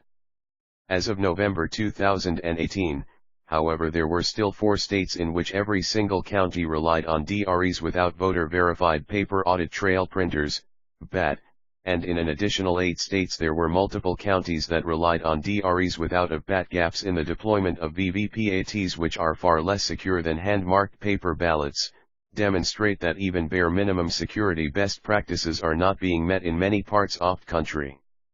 In addition, 16 slates have no post-election audits of any kind, while many others have insufficient or perfunctory audits. Only 4 states have a statutory requirement for risk-limiting audits, while 2 states provide options for counties to run different kinds of audits, one of which is a risk-limiting audit. Next year a 3rd state will provide that option. In other words, the vast majority of states have made no moves whatsoever toward implementing minimum standards that experts agree are necessary to guarantee the integrity of elections. The committee rightly identifies problems with vendors of voting machines, noting vulnerabilities in both the machines and the supply chains for machine components.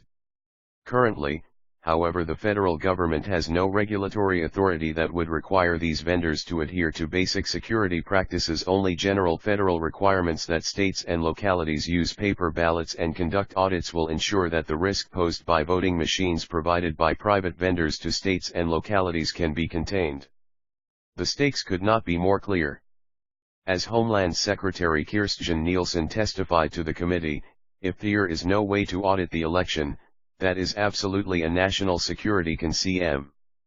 Registered trademark, registration databases and election night reporting websites, 2 additional components of U.S. election infrastructure require immediate, mandatory cybersecurity fixes. The first are voter registration databases.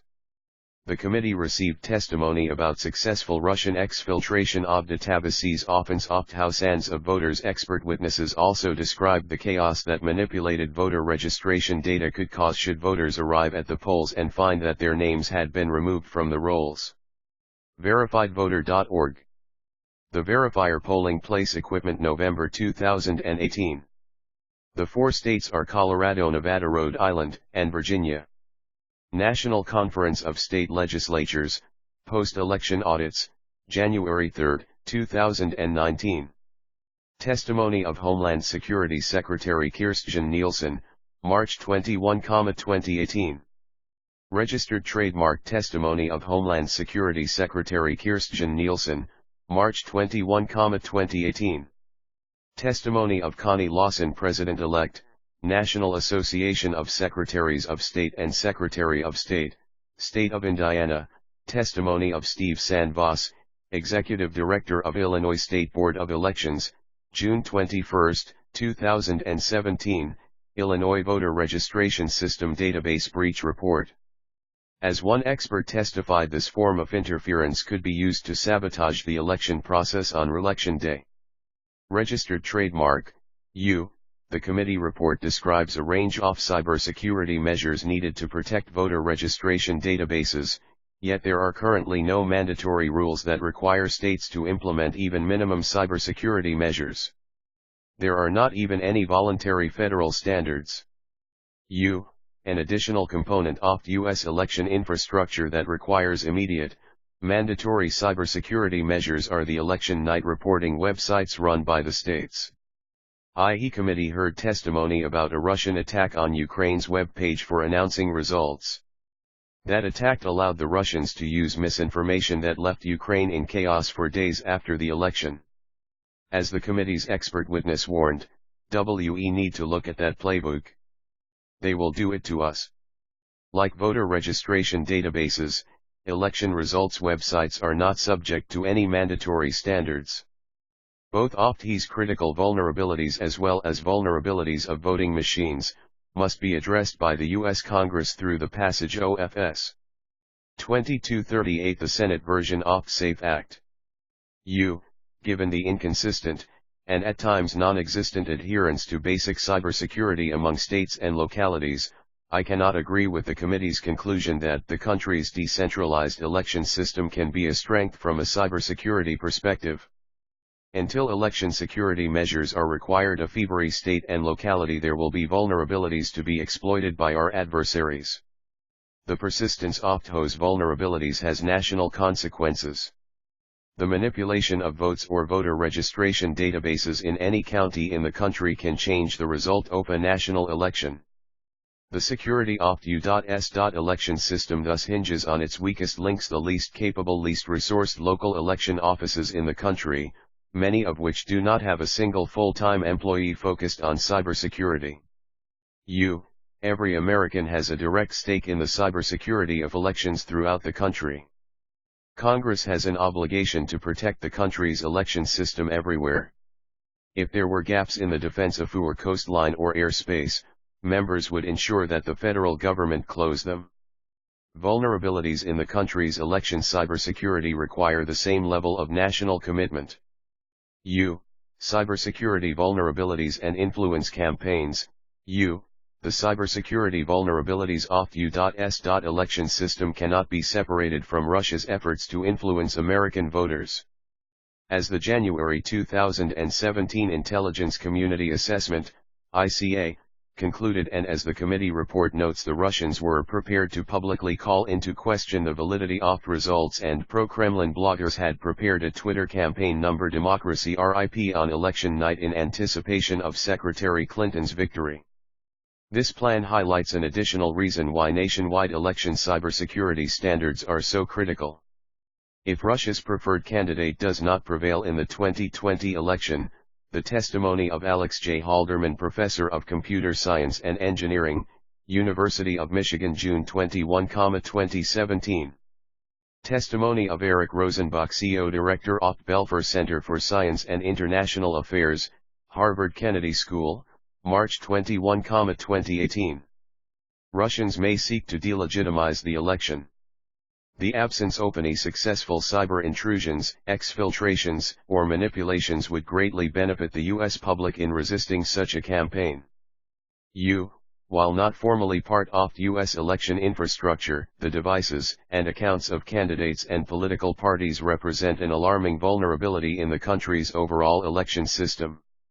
Russia's campaign of hacking the emails of prominent political figures and releasing them through WikiLeaks, Guccifer 2.0, and DC Leaks was probably its most effective means of influencing the 2016 election.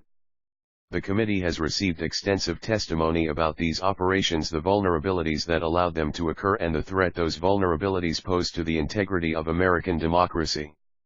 Yet little has been done to prevent it from happening all over again. S-1569, the Federal Campaign Cybersecurity Assistance Act of 2019, addresses these vulnerabilities head-on by authorizing political committees to provide cybersecurity assistance to candidates, campaigns, and state parties. These vulnerabilities extend to the U.S. Senate, most of whose members are or will be candidates for re-election or for other positions. As a November 2018 Senate report noted, there is mounting evidence that senators are being targeted for hacking, which could include exposure of personal data. Private communications and information reside on personal accounts and devices. Passage OFS.890, the Senate Cybersecurity Protection Act, will authorize the Senate Sergeant at Arms to protect the personal devices and accounts of senators and their staff and help prevent the weaponization of their data in campaigns to influence elections. Assessments related to the 2016 election. I have also submitted these minority views to address assessments related to Russian activities during the 2016 election. According to the January 2017 ICA-DHS assessed that the types of systems we observed Russian actors targeting or compromising are not involved in vote tallying. An assessment based on observations is only as good as those observations, and this assessment, in which DHS had only moderate confidence, suffered from a lack of observable data. As Acting Deputy Undersecretary of Homeland Security for National Protection and Programs Directorate Jeanette Manford testified at the committee's June 21, 2017 hearing, DHS did not conduct any forensic analysis of voting machines.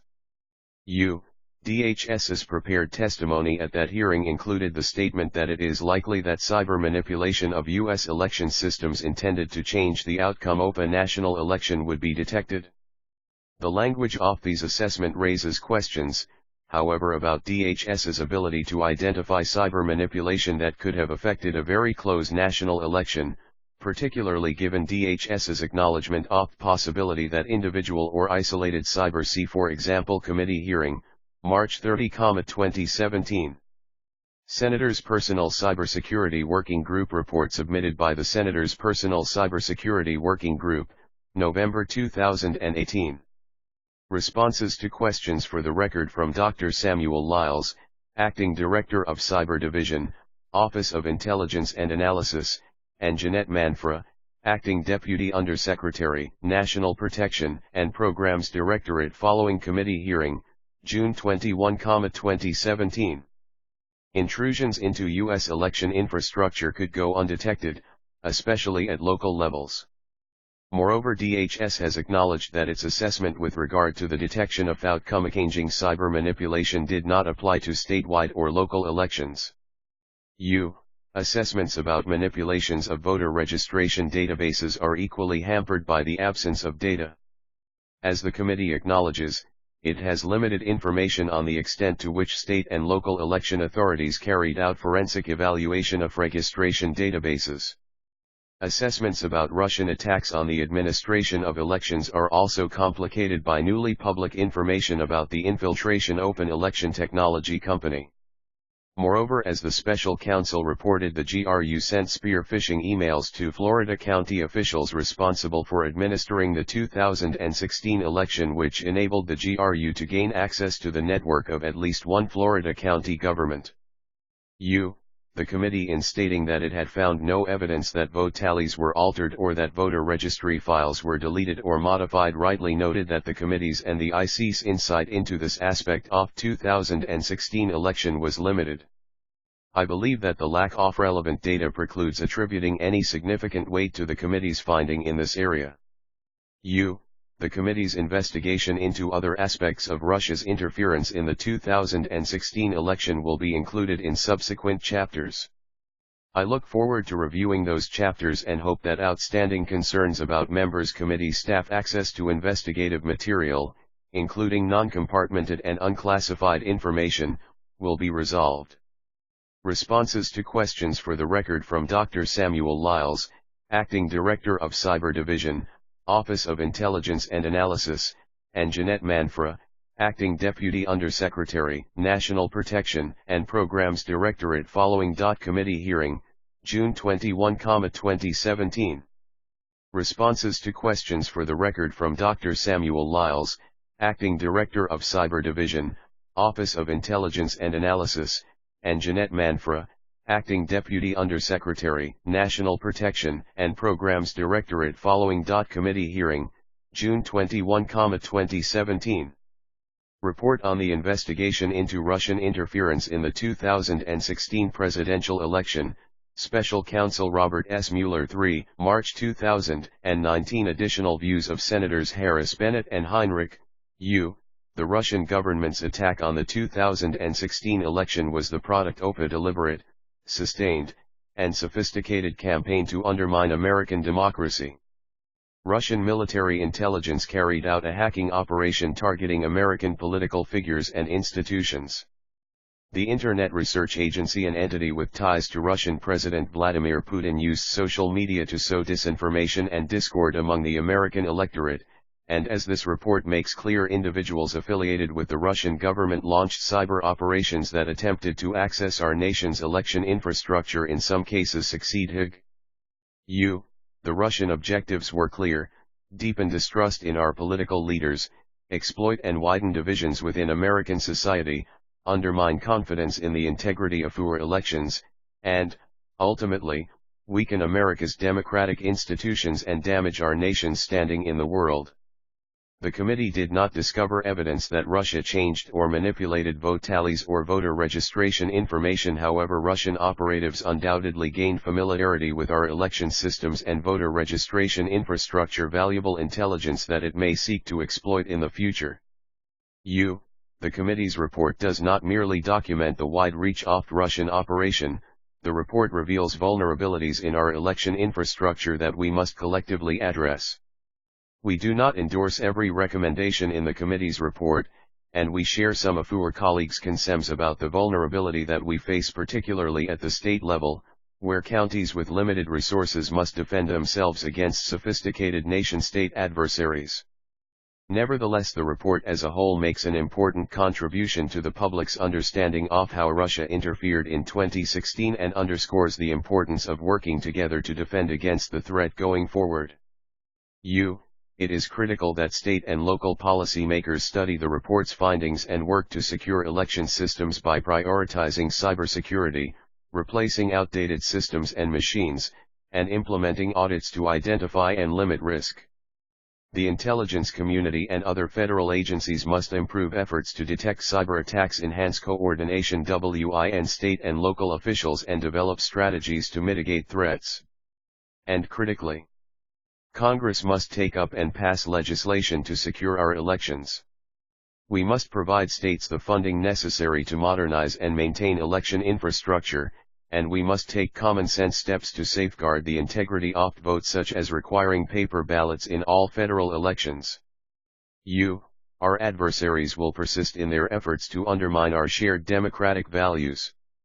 In order to ensure that our democracy endures, it is imperative that we recognize the threat and make the investments necessary to withstand the next attack.